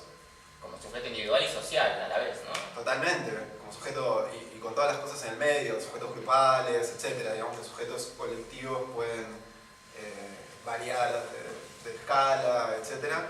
Pero tienen que ver con cómo pensamos el tiempo también, cómo vivimos el tiempo. La otra respuesta sería, bueno, tal vez el orden está en algún lugar de ese pasado puro, ¿no? Y hay que restablecerlo, ¿no? Hay que volver a poner las cosas en su lugar porque esto está todo patas arriba. Más parecido. Es lo que vino a hacer Macri, digo, ¿no? Le pusimos nombres a las soluciones, ¿sí? La primera es la salida cínica. Se repite, todo igual, ¿no? Podríamos haber puesto barra resignada, pues si te toca estar del lado que la pasó mal en las repeticiones, te puedes decir, bueno, ¿qué va a hacer? Sí. Se repite así. Sí. Por algún motivo... El mundo fue y será una porquería. Ya lo sé. Y bueno, si está en desorden hay que restablecerlo, ¿no? Salida fascista, claramente, ¿no? Volver a poner las cosas en su lugar, ¿no? Para que la cosa marche. Parece entonces que la filosofía de la escena del tiempo, hasta lo que vimos ahora, no nos da mucha más alternativa que esta. A menos que haya una tercera síntesis del tiempo. Claro que sí. síntesis del futuro, que bueno, tiene que ver con la creación de lo nuevo, ¿sí? La creación de la novedad. Deleuze se inspira mucho para construir esta tercera capa de la temporalidad en Kant. Kant es un filósofo muy importante por muchas cosas, y una de ellas es la concepción filosófica que desarrolla de la temporalidad, ¿no? Se puede decir históricamente, esto vos lo dijiste en algún momento ya me parece, ¿no? Pero la idea es que en la modernidad el tiempo deja de pensarse habitualmente como un ciclo circular de repeticiones y pasa a ser una línea recta, ¿no? El tiempo pasa a ser lineal. Hay una serie de experiencias sociales de la modernidad que dan pie a pensar por qué ocurre esto, ¿no? Como la caída del teocentrismo, la revolución industrial, la revolución francesa. Sí, digamos, todos los cambios que empiezan a aparecer con la aceleración del tiempo en la modernidad provoca de algún modo que, por decirlo de alguna manera, lo que se puede esperar hacia el futuro se vuelve mucho más incierto, digamos, ya no estamos en ese orden donde los cambios históricos eran mucho más lentos y las cosas que fueron pasando no nos permiten prever que lo que va a venir va a ser lo mismo que lo que vino pasando. Digamos, la época, la era de las revoluciones, ¿no? O sea, se producen cambios abruptos que producen una desorientación en cuanto a la manera de sentir el tiempo, el pasado con respecto al futuro, etc. El descubrimiento de América. Sin embargo, sí empieza una sensación de que se puede evolucionar, ¿no? Claro. Una idea de progreso. Bueno, sí, no es un círculo, no es un círculo infinito, no es un círculo tampoco espiralado, pero si es una línea recta, esa línea recta tiene que llevarnos a mejorar, a progresar. Igual una cosa, claro, bueno, sí, está bien. O sea, sigamos con lo del progreso, pero nota al pie que lo que toma Deleuze de Kant en este sentido también es que el tiempo como forma pura se independiza de esos contenidos, digamos, al ser esos contenidos tan caóticos, tan impredecibles, se empieza a concebir el tiempo separadamente, pasa a ser una variable independiente. Eso vamos ahora. Perfecto, sigamos con eso entonces. No, porque uno puede decir esta idea de que lo que decía Pablo y Ana, que todo el tiempo se desacomoda, ¿no? La modernidad tuvo una potente filosofía racionalista que nos decía, bueno, el tiempo es una línea, pero la línea va al progreso, ¿no? La línea es hacia lo mejor, ¿no? Evolutiva, ¿no? Y no, bueno, por eso ahí tachamos, no es la línea recta del progreso lo que Deleuze ve en el tiempo. El tiempo de la línea recta no es el tiempo de la sucesión ordenada y evolutiva de los eventos, es otra cosa que es lo que estaba diciendo Pablo recién y ahora puedes ampliar en tu nota al pie. Por favor. Bueno, la idea de que el tiempo es una estructura independiente de las cosas que ocurren en él, de los movimientos de los planetas, de las revoluciones políticas, ¿sí? El tiempo es una dimensión que ya no está subordinada a los eventos que ocurren, ¿no? Empíricamente y que nosotros vivenciamos, y no está subordinado a ellos. O sea, esto de forma pura, cuando te dice forma pura, tomándolo de Kant, ¿por qué forma pura ahí? Porque eso ya no toma la forma a partir del contenido de estos ciclos naturales, ¿no? Como estos ciclos naturales, en cierta medida, al pasar el centro de la temporalidad, de pasar de los ciclos de la naturaleza a pasar a una temporalidad histórica, que se vuelve, como decíamos, caótica, impredecible, etc. La manera de concebirlo, filosóficamente, en este caso, con Kant, en la crítica de la razón pura, en 1781, tiene que pensar el tiempo de una manera que esté independizada, bueno, Newton también, ¿no? Obviamente, pensarlo como variable independiente y no sujeta a tomar la forma de lo que pasa en ella, con lo cual se invierte esta subordinación del tiempo al movimiento, ahora es el movimiento el que depende del tiempo. Bueno, entonces este tercer tiempo Sí, ¿querés dar un Clic. Eso. La pura estructura de la temporalidad. Ahora sí, ya pensando en lo que Deleuze desarrolla, ¿no? El tiempo como línea recta es el tiempo de una división, ¿sí? El tiempo de un corte. Lo que la forma pura del tiempo, esta estructura del tiempo, estructura, es lo que Deleuze llama un acontecimiento, ¿sí? O una singularidad o una cesura. Cesura es la palabra que usa ahí en el capítulo 2, que es el que desarrolla la temporalidad, que la toma de Hölderlin y que tiene que ver con la rima en la poesía, ¿no? Lo que rompe el verso, es la cesura. Bueno, la idea es que el acontecimiento es un punto singular en la línea del tiempo donde algo se rompe, ¿no? Y se marca un antes y un después, ¿sí? Ocurre una acción, un evento, un acontecimiento que parte el tiempo, ¿sí? Que marca un antes y un después. Es un antes y un después. Hay que tener igual cuidado de no caer en la representación empírica de esto, ¿no? Porque uno, como acaba de decir Pablo, el tiempo ahora está liberado de las cosas que pasan en él. Esto es una estructura simplemente, ¿no? Me parecía que podía servir el ejemplo del 2001, cuando hablamos de acontecimiento, un gran acontecimiento. Bueno, en Argentina, en la memoria reciente, está el acontecimiento del 2001, ¿no? Ahora, ¿cuál es el acontecimiento del 2001? ¿Dónde está, no? Si el tiempo es una línea recta, ¿cuál es el punto que marca el acontecimiento 2001? ¿Cuál es el instante en el que decimos, bueno, acá hubo un antes y un después, ¿no? ¿Cuál es? Los saqueos a los supermercados, el estado de sitio, los muertos, la renuncia del presidente, los 5 presidentes que siguieron en tan corto tiempo. ¿Cuál es el punto? ¿Cuál es el acontecimiento que marcan, ¿no? Y que uno puede decir, bueno, esto fue el 2001, ¿no? ¿Qué decimos cuando decimos 2001? En realidad decimos todas esas cosas, ¿no? Es como el acontecimiento no está en ninguna de ellas, está en todas, ¿no? Se reparte en toda esa duración, ¿no? Lo que ocurre en todo caso es se modifica la velocidad con la que ocurrieron las cosas, ¿no? Hay una serie de Una precipitación intensiva, terrible, de cosas que ocurrieron simultáneamente, obviamente todas interconectadas, ¿no? Carentes de un centro, de un punto fijo en el que digamos, bueno, esto es el 2001, ¿no?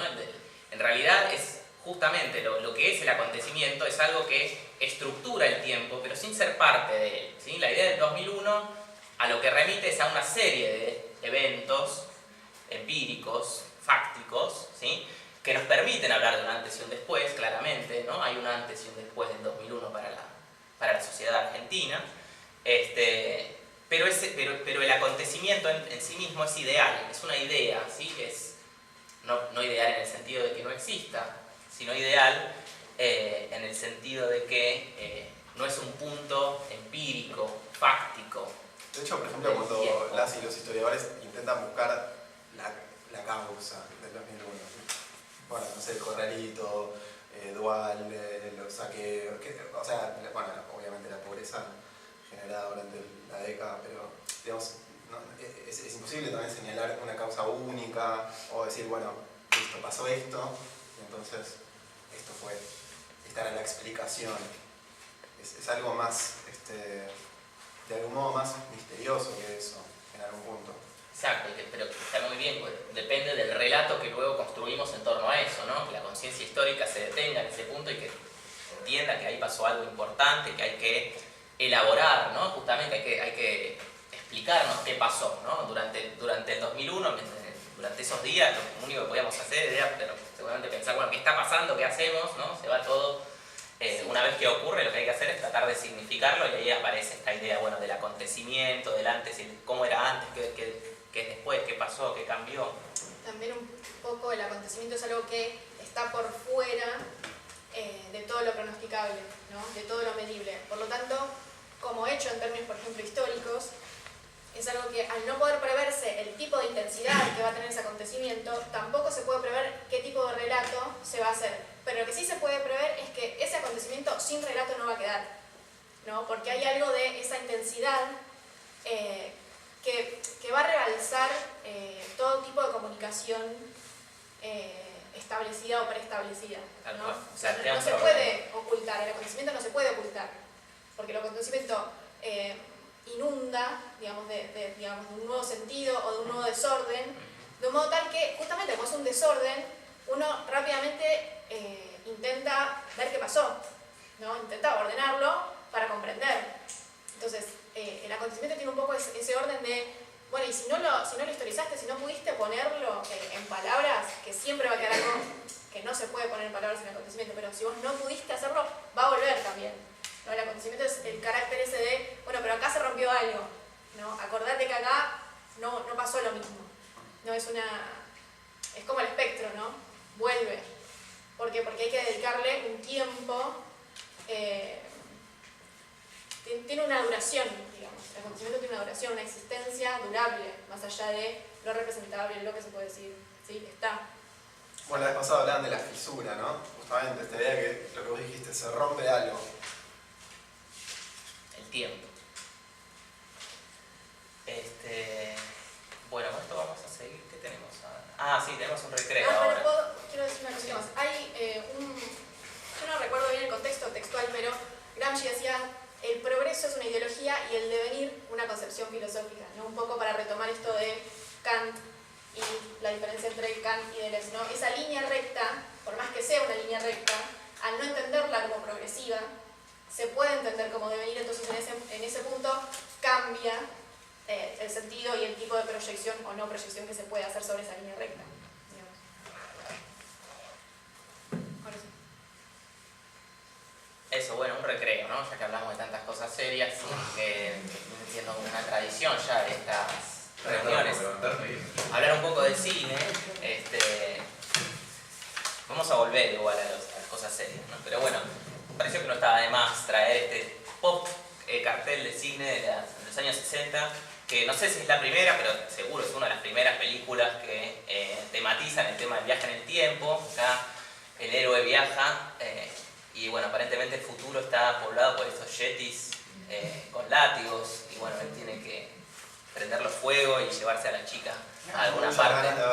Sí. Debe ser buena. Yo la verdad es que no la vi, pero Los tres la vimos y no la vimos. Pero el cartel nos gustó, Sí. está muy bien. Pero algunas que sí vimos, son películas de viajes en el tiempo, que seguro tocan nuestra... Todo ser racional, vio. Sí, esto es un antes y un después en el cine. Muy cercanas, del Terminator del 84 y Volver al Futuro del 85, ¿sí? Las habrán visto. Terminator, el gobernador de California viaja al pasado para eliminar a sus rivales políticos. Y Volver al Futuro, en el cual el Dr. Brown viaja al 2015 a comprar dólares y luego viaja al 2018 a venderlos y bueno, para financiar sus experimentos. En Big Bang Theory tienen un capítulo que usa una máquina de esa. De la primera, no la he hecho pues. ¿Cómo se aparece ¿El de Lola está el auto? De la anterior. Hay una película del 2002 que es como una remake de esta película que a su vez es de una novela, tampoco la vi, así que la verdad que no sé. Pero bueno, en estas películas tenemos como una idea bastante lineal, ¿no? Del tiempo, en la cual el personaje se desplaza en el tiempo como si se desplazara en una línea, ¿no? Y bueno, tiene que realizar una determinada acción, ¿no? Terminator viaja a matar a la madre del que en el futuro va a ser el líder de la rebelión, ¿no? Entonces, el líder de la rebelión manda a su vez a un hombre a proteger a su madre. Y ese hombre resulta ser, no quiero spoilear, pero no se puede spoilear. Ese hombre es su padre, ¿no? Entonces la paradoja de Terminator es que el tipo en el futuro manda a su padre al pasado a que lo engendre y además a que defienda la vida de su madre que tiene que vivir. Bueno, y Que por cierto, perdón, necesito decir esto, el Salvador se llama John Connor, JC, que tiene una madre que aparentemente, o sea, el padre en principio no está, con lo cual hay toda una cuestión ahí, bueno, en fin. Claro. Él lo manda al pasado, pero él no sabe que está mandando. Que es su No lo padre. sabemos. Manda No sé si a lo sabemos. proteger a su madre. Después hay como 10 Terminator y yo vi las dos primeras. Sí, son las dos Es buenas. importante, claro. Porque en teoría la segunda rompía rompía ese ciclo del futuro porque como que eliminaban a los robots, pero al final después hay una 3, o sea que en realidad sí, los robots, no sabemos qué pasa, pero... Igual se meten también en todas estas paradojas que siempre... ¿Vieron Lost, por ejemplo? Bueno, cuando empieza la temporada esa de los viajes en el tiempo, empiezan, bueno, más allá de todas las infinitas incoherencias de los que les perdonamos, pero como que siempre que se meten cualquier serie, película, lo que sea, como viajes en el tiempo, se meten en una serie de problemas y paradojas que nunca pueden resolver, ¿no? O sea, bueno, algunas explicitadas, otras no. En el caso de Marty McFly, cuando se empieza a borrar la foto, ¿no? ¿Se acuerdan? Cuando le empieza... Bueno, en fin. Claro, porque el drama de estas dos películas es el mismo, ¿no? Se viaja en el tiempo para que yo en el futuro exista. Porque Marty McFly pasa lo mismo. Él viaja al pasado, el día que se conocen sus padres, interfiere ahí con eso y no se conocen, ¿no? Entonces tiene que hacer un montón de cosas para que sus padres se conozcan y lo tengan, pues si no, claro, se borra de la foto y se muere, ¿no? Entonces viajan al pasado para darse se dan su propia existencia, ambos. Para los que se quejan de las cosas que dice la vicepresidenta, que hay que generar su propio mercado, cómo generamos nuestro propio mercado, bueno, esta gente se generó su propia existencia, ¿sí? Estos son los argentinos que necesitamos verdaderamente emprendedores. Bueno, hay una serie de películas más interesantes de viaje en el tiempo, me parece a mí, que ya no toman el tiempo como esa línea boba, ¿no? Sino que interpretan el tiempo en términos más físicos. Sabemos hoy en día, gracias a Albert Einstein, que el tiempo es una dimensión más de un complejo espacio temporal, ¿sí? Y que existe la posibilidad teórica, aparentemente, de atravesar puntos del universo que nos comunicarían inmediatamente con lugares que están a una distancia muy grande, a través de un pasaje por la quinta dimensión. Es una cosa que ningún ser humano ha hecho, que yo sepa. Perdón, quiero decir algo en defensa de Volver al Futuro, que es que el DeLorean de Doc justamente es de la teoría de la relatividad, ¿no? O sea, es llegar a la velocidad, claro, a una velocidad tal, o sea, espacial, que haga un viaje, permita el viaje en el tiempo. Está bien, está bien. Hay menos desarrollo científico.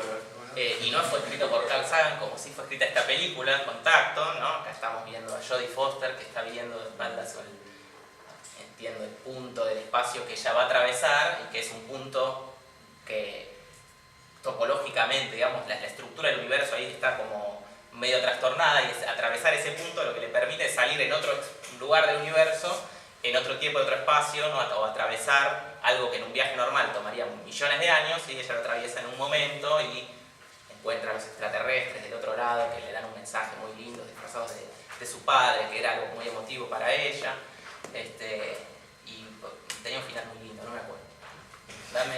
Bueno, ese es el póster de esta película. Pues está esta, Event Horizon, no sé si todavía no se va, fanáticos. Veanla porque es una de las mejores películas que existe. Fracaso absoluto de taquilla y luego convertida en película de culto de la ciencia ficción, donde es el mismo argumento. Esta nave está diseñada para crear una singularidad es justamente este punto que trastorna el espacio-tiempo y a través del cual se pasa a otra dimensión, ¿no? Y cuando pasa la singularidad desaparece y después vuelve a aparecer y están todos muertos y resulta que había ido al infierno. Y si quieren ver un montón de escenas de mutilación en naves espaciales, es una película que tienen que ver. Y más recientemente... Además la nave tiene vida, todo, es como que se transforma en un ser con vida propia. Hablan latín. Dice, liberate tú tenés. Fue a Buenos Aires. Parece que el diablo habla en latín y bueno, Sí. aprendieron ahí. Hay un tipo que así con los ojos dice, libérense del infierno, es genial. Cada vez más bueno. Sí, está cada vez más bueno. Bueno, y la última que quería mencionar es esta de Christopher Nolan, que es más reciente, Interestelar, que usa el mismo dispositivo, digamos, del viaje en el espacio-tiempo a través de la singularidad que se atraviesa, ¿sí? Desde Carl Sagan parece que el cine lo usó mucho esto, ¿sí? Los tipos van, atraviesan, tienen que salvar la Tierra, pues hay un quilombo con el sistema solar, nos vamos a quedar sin comida en la Tierra, tienen que salvar la Tierra, entonces los tipos viajan a otro universo, y en un momento el personaje, el héroe de la película, se cae adentro del agujero negro. Cae ahí en el agujero negro y pasa que llega a este lugar maravilloso. Según leí después, algunos científicos dicen que sería imposible que un hombre caiga en un agujero negro y Sí, Y y que entero. así, bien. Llegue entero, digamos. Pero bueno, aparentemente... Igual la persona que escribió el guión de Interstellar, tengo entendido que no sé si es científico. Sí, o hubo es- científicos sí. que intervinieron en el guión y Si no la vieron, igual se vean, la perdonamos es toda un porque es peliculón. en película, ¿no? Y el héroe cae en este lugar, que es como una especie de biblioteca de Babel, está muy bien hecha, esta escena es una delicia a los ojos, ¿no? Y él enseguida se va dando cuenta que ese lugar donde está es un mismo cuarto en la Tierra en el cual sus desplazamientos son desplazamientos en el tiempo, ¿no? Y entonces a medida que se desplaza por ahí, él puede comunicarse con la Tierra en el pasado, ¿sí? Incluso A través de la consigo gravedad. mismo, a través de la gravedad. Muy interesante, me parecieron como, bueno, formas de pensar el espacio-tiempo, las comunicaciones en el espacio-tiempo, que nos da el cine popular y que son muy, bueno, más interesantes, ¿no? Y otra cosa que me interesó de esta película y de las dos anteriores es esto, ¿no? El tiempo y el espacio no son independientes, hay una transformación del espacio y del tiempo que son simultáneas, ¿no? Son dos dimensiones que están entrelazadas, ¿no? Atravesamos la singularidad, es decir, ese punto que ya podemos decir, ¿no? Es como el punto del acontecimiento, ¿no? Es el punto que físicamente no existe, pero lo conocemos por su entorno, por todo lo que pasa alrededor de él, ¿no? Se acelera la gravedad, los planetas, se chupa la luz, ahí pasan un montón de cosas que no sabemos, lo podemos medir solo por sus efectos, ¿sí? No es un punto que podamos considerar realmente en el espacio. Y bueno, la estructura del espacio-tiempo se ve totalmente trastornada en esos puntos, ¿no? Y la idea es que, bueno, se pudiera atravesar, ¿no? Y uno por ahí no conservara su traje astronauta y todo, pero se pudiera atravesarlos, saldría medio maltrecho y el espacio-tiempo se hubiera transformado de una manera total. A los que estuvieron la vez pasada recordarán que Seba habló del huevo, ¿no? Esta idea, esta frase de él es de que el mundo es un huevo y el huevo es un teatro, y en el teatro hay actores, pero hay algo más importante que los actores, que son los papeles, los roles que hay que cumplir en la obra. Y hay algo más importante que los roles, que son los espacios, ¿sí? O los espacio-tiempos, podríamos decir, los complejos de espacio-tiempo. Y hay algo todavía más importante que los espacios, los tiempos, y eran las ideas, ¿sí? Las ideas que es un concepto muy importante de diferencia y repetición y que van a ser el lugar, digamos, donde surgen estas singularidades, estos acontecimientos, ¿sí? Que no son, de nuevo, puntos empíricos en el espacio-tiempo real, pero que en torno a los cuales algo pasa, ¿no? Todo se transforma, todo se trastoca. Incluso la propia identidad, ¿sí? Por eso estas películas, por muy buenas que estén, no logran llegar a pensar eso, ¿no? Cómo se disuelve incluso la subjetividad al atravesar el acontecimiento o la singularidad, ¿sí? Cooper, el personaje, no estaría, digamos, expresando la verdadera naturaleza del acontecimiento que implica una metamorfosis, ¿no? Una especie de autosacrificio, ¿sí? Que quizás no implique la muerte, pero sí una transformación muy profunda del sí mismo. Así que bueno, creo que ya podemos terminar el paréntesis cinematográfico. Película. Volver a nuestra pregunta. ¿Cómo está el poesía del porvenir? ¿Cómo? Esta es de William Blake. La representación de Hamlet y el fantasma también. Bueno.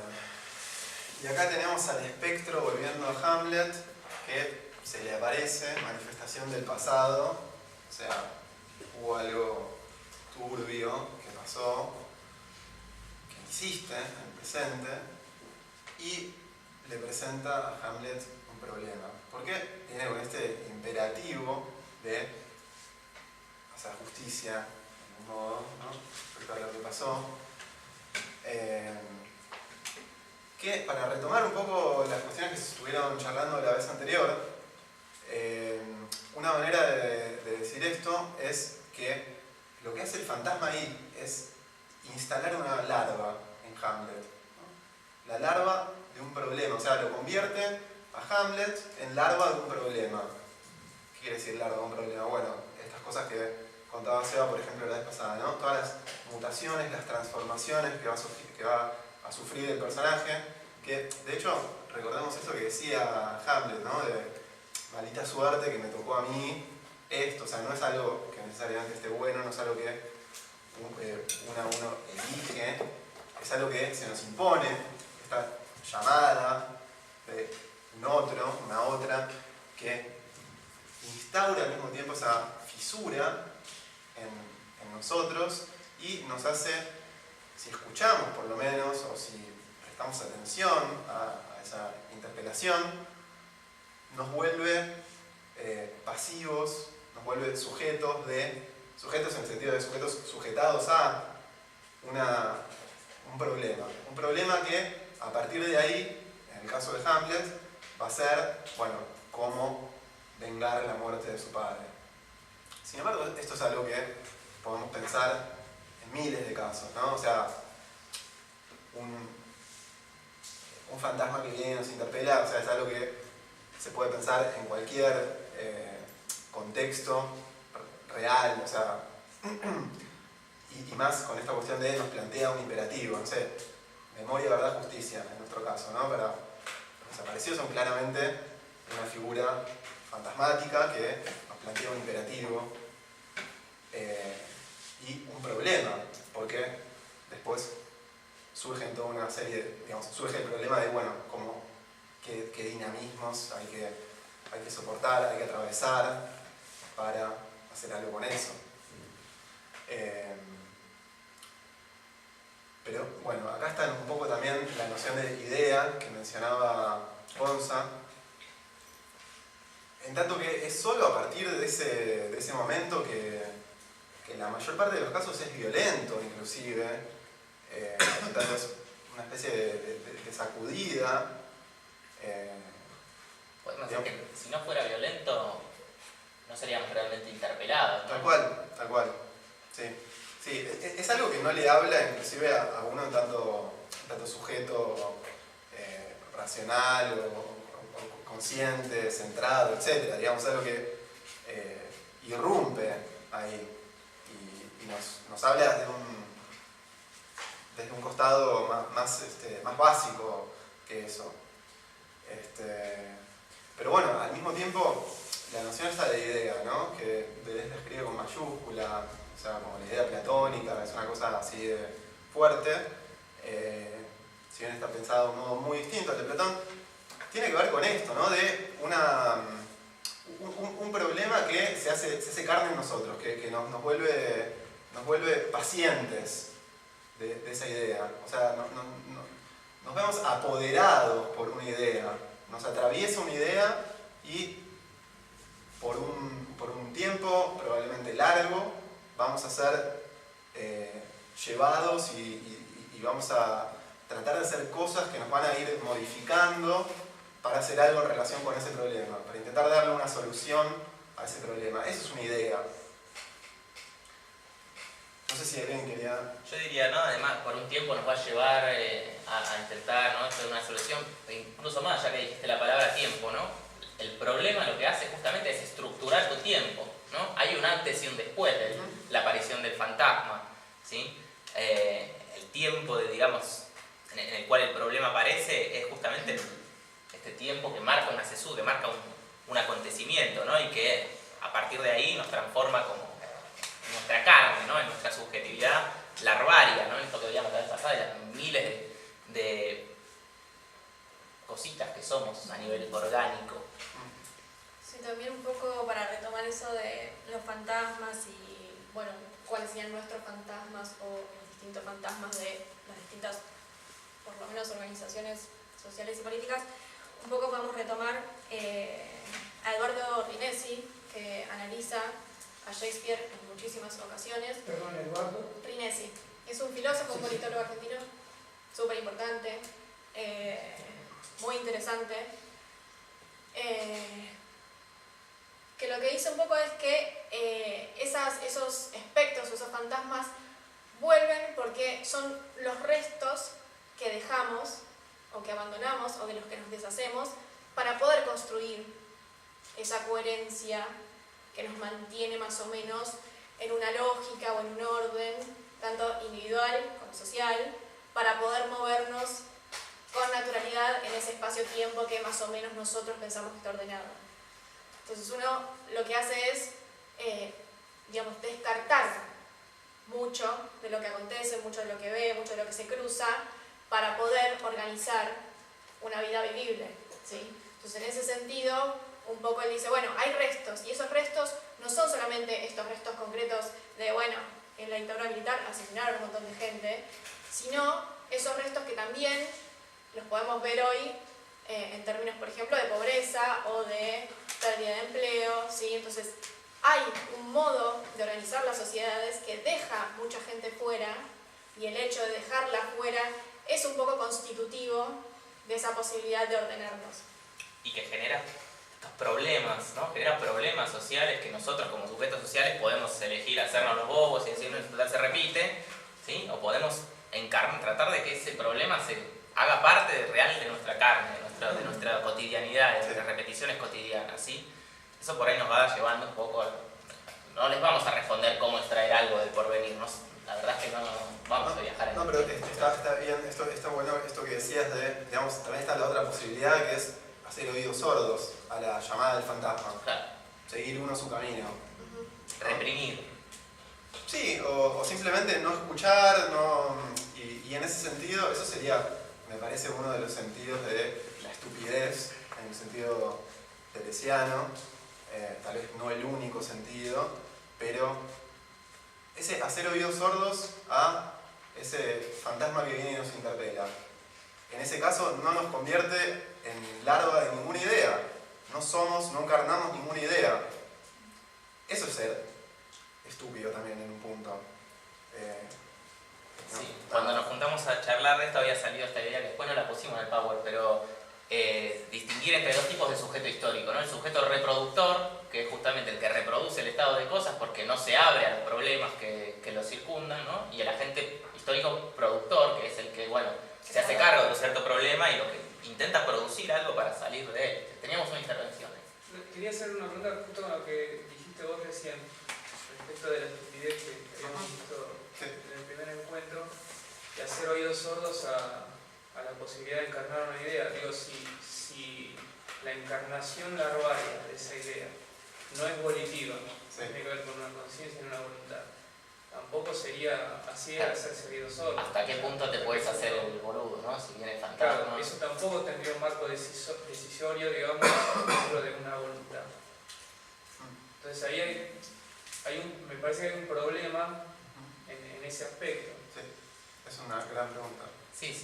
Bueno, en realidad no hay escapatoria, digamos, ¿no? Uno es los problemas que lo constituyen. En todo caso... Claro, eso es otra visión, digamos, pero ya ponerlo medio dilemático en el sentido de estupidez o encarnarlo. Quiero decir, como si la encarnación fuera de la voluntad. No, es cierto que hay un problema ahí, está bien señalarlo, digamos, hasta qué punto uno puede elidir el acontecimiento, ¿no? En realidad es lo que lo articula a uno. Pero bueno, con respecto a estos casos concretos como Hamlet o los desaparecidos, me parece que son problemas políticos y acontecimientos concretos que atraviesan nuestra vida y en torno a los cuales sí podemos decir, ¿no? Hay una voluntad de estar abierto a eso. Sí, no, eso absolutamente. Igual, o sea, a ver, digamos, ¿vos pensarías que no hay volición? ¿Que no hay voluntad? Qué respiración profunda. Ahí va a terminar Marcelita. Estamos buscando la conciencia, te prendo la luz. En el sentido de acontecimiento te diría que no, claro, diría que no. Ok. También Deleuze dice esa frase de, bueno, hay que estar a la altura de los acontecimientos, entonces hay que ver cómo se articula eso de estar a la altura. Hay un cierto imperativo ético. Llamémosle propedéutica, para poner un término de condiciones que podrían permitir que eso te tome, pero no estaría dada el hecho en sí o la resolución de esa toma a través de lo que vos puedas decidir. No, es que yo no pienso que te toma, yo pienso que te desarma. Sí. Entonces, está bien. en desarmar justamente no tenés agencia, pero tampoco sos pasivo. Igual, perdón, No, para no sos entrar paciente, pero no sos paciente. O sea, no sos pasivo, sos paciente. Pero ser paciente también es una forma de estar. ¿Seguro? Sí, Entonces, en eso estoy de acuerdo. Pero quiero decir, hay algo de la voluntad que habría que dejar que no se cuele en esto de que decía él de lo de la estupidez. Yo ahí me detuve, pero no por más que eso. Si querés lo podemos reformular en términos de la dinámica del deseo. Más para decirlo, porque a vos te hizo ruido la cuestión de, bueno, hay una decisión ahí, entonces hay una voluntad, un sujeto consciente, racional, que decide si escuchar o no. Claro. Bueno, es más complejo que eso, ¿no? O sea, pero bueno, para pensarlo en términos de, lo podemos decir como, bueno, tiene que ver en todo caso con un deseo que atraviesa, digamos, son fuerzas sociales que nos atraviesan a todos, etc. De todos modos, yo sí defendería la posibilidad de, digamos, de una bifurcación ahí en la cual está la posibilidad de hacer caso a algo o no. Eso yo creo que sí. existe. Sí, ahí me quedo con la duda de si eso tiene el rango de acontecimiento. Bueno, por ejemplo, Badiou, lo ubican, Alain Badiou, un filósofo francés que sigue vivo, tiene unos cuantos años, pero continúa manteniéndose en la existencia. Su teoría ética parte de acá y parte de la idea de ser fiel al acontecimiento, ¿no?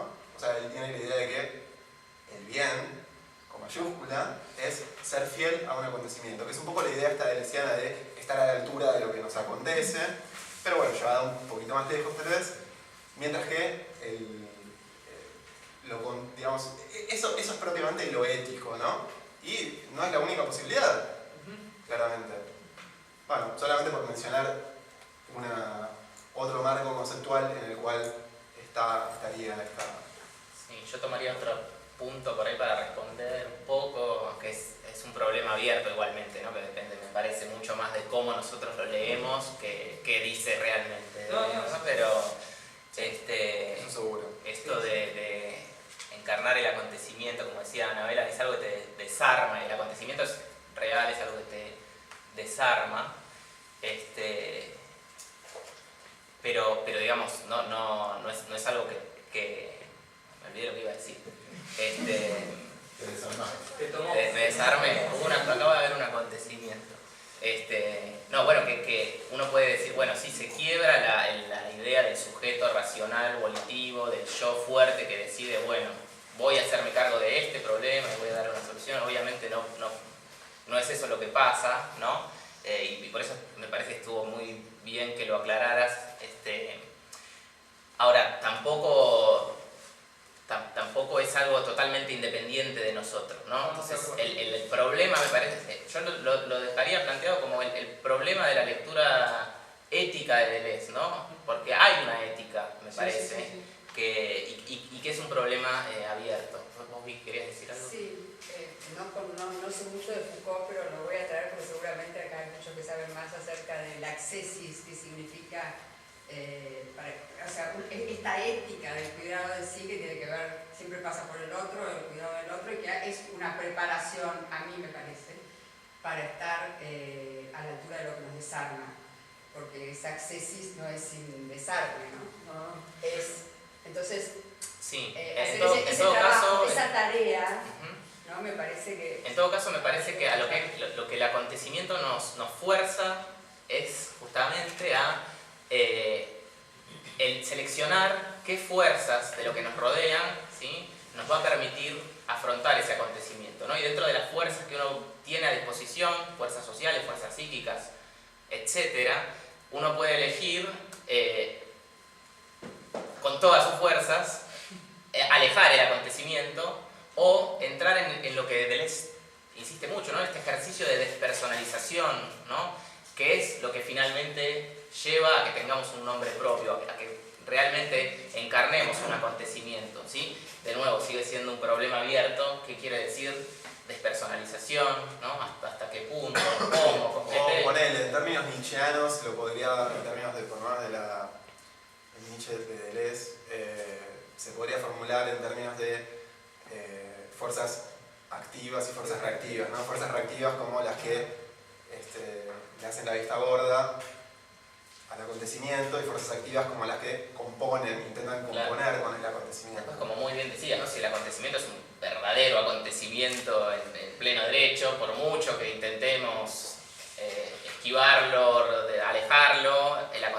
a llegar y va a dejar una marca en nosotros, ¿no? Pero en todo caso está en nosotros elegir con qué fuerzas vamos a seleccionar nuestro campo de posibilidad de acción para conducirnos en torno a él y qué acciones vamos a tomar. Demasiado grande para mí. Claro, ahora íbamos a eso. Ahora hablamos de eso. Un Sí. poco también se puede pensar si distinguimos de manera no muy académica, sino más desde el sentido común, lo que es decidir de elegir, ¿no? Quizás el acontecimiento, no se puede elegir que el acontecimiento te atraviese, pero sí se puede decidir cómo te va a atravesar o cuánto te vas a dejar atravesar. Entonces, entre decisión y elección, ahí se puede jugar un poco esta posición ética que aparece y que para mí sí uno decide. Que seguramente trataremos la vez que viene con el tema Con las muertes. de la muerte y la otredad, que resuena mucho con todo esto, así que no se pierda. Ahí va a cerrar todo igual. El famoso tiro la pelota. Si no entienden, no hay reembolso. Sí, no. Todas las respuestas están en la serie. Pasamos, ¿no? un poco, sí. Sí. Nos quedan 5 minutos. Sí, Vamos a queda tener que poco. acelerar un poco. Sí, pasó Sí. rápido. Bueno. ¿Lo leemos o...?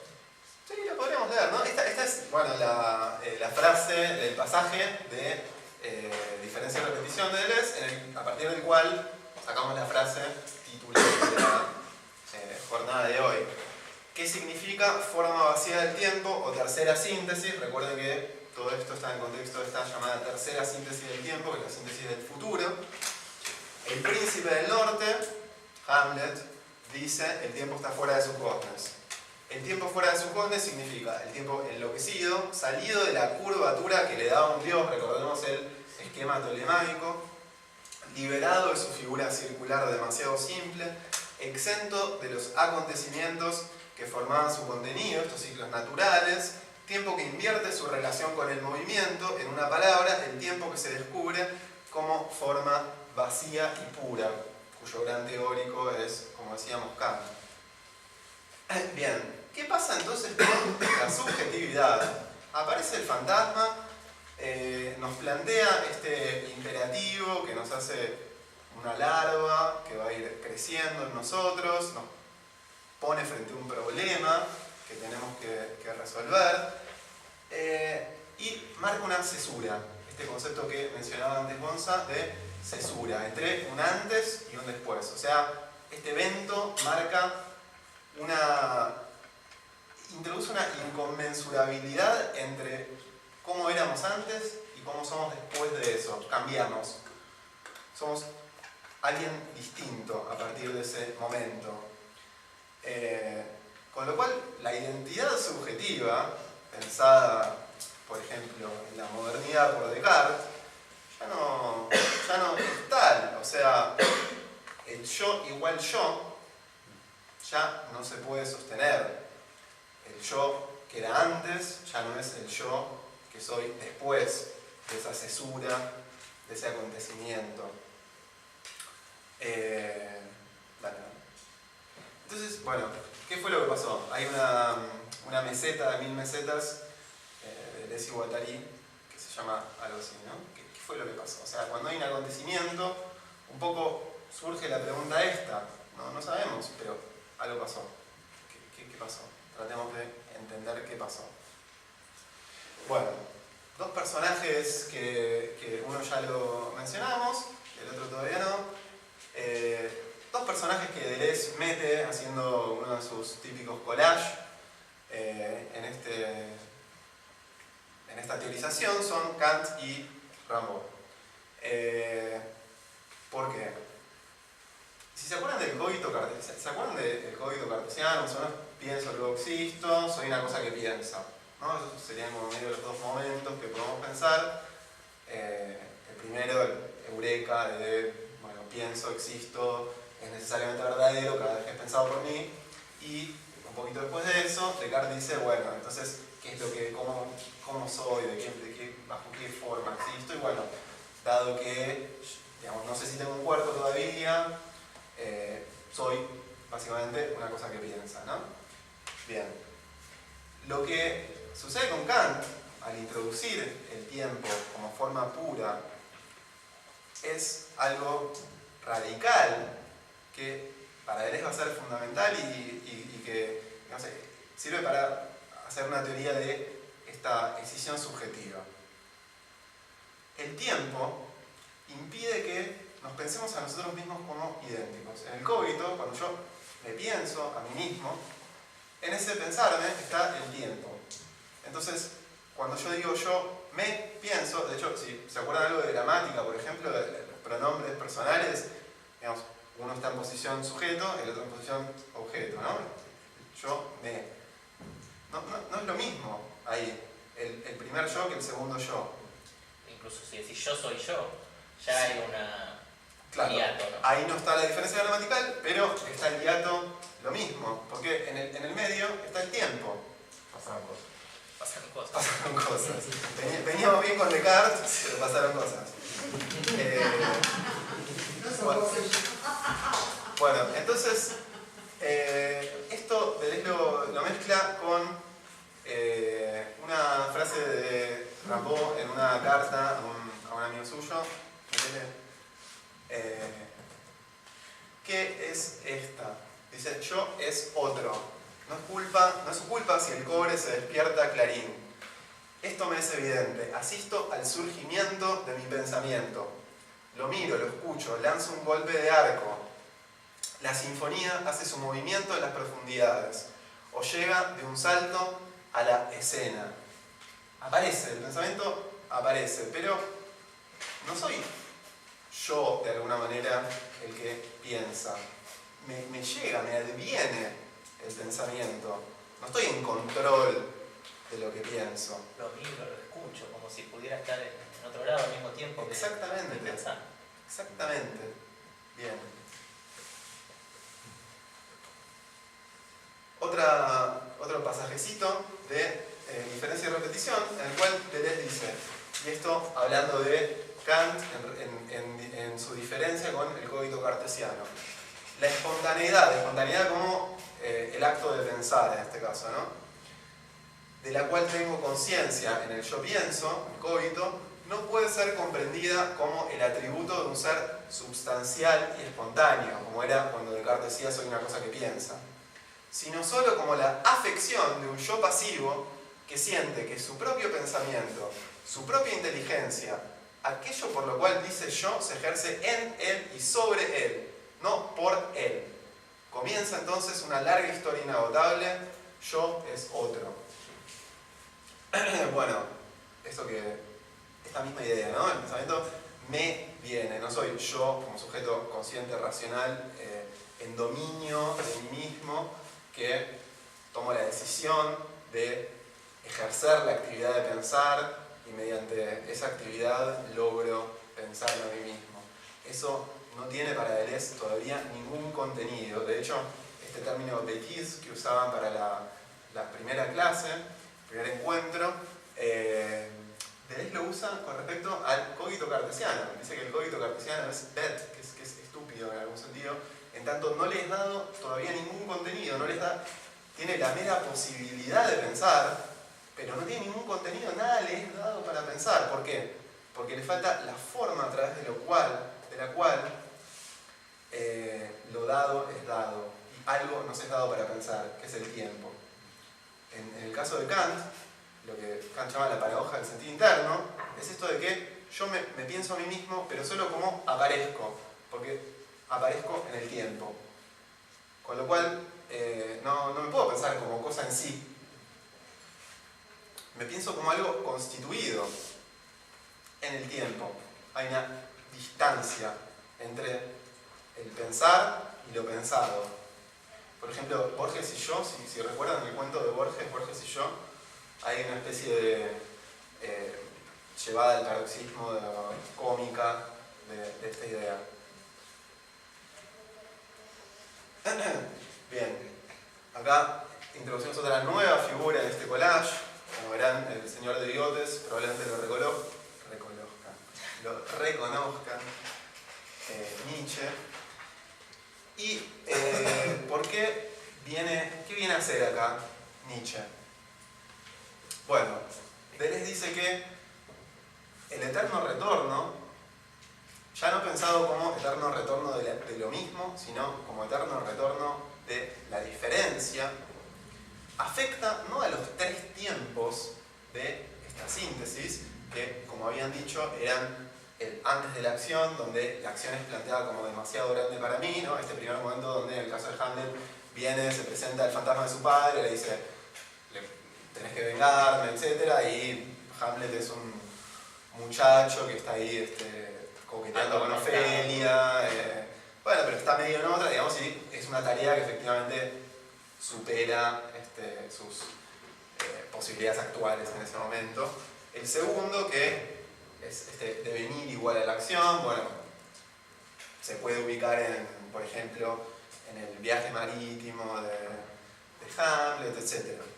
Pero lo que a Deleuze en este punto le va a interesar particularmente es el tercer momento, que es el después de la acción, que llama también la independencia de la obra o de la acción, el producto liberado del agente como su condición y de una repetición del pasado,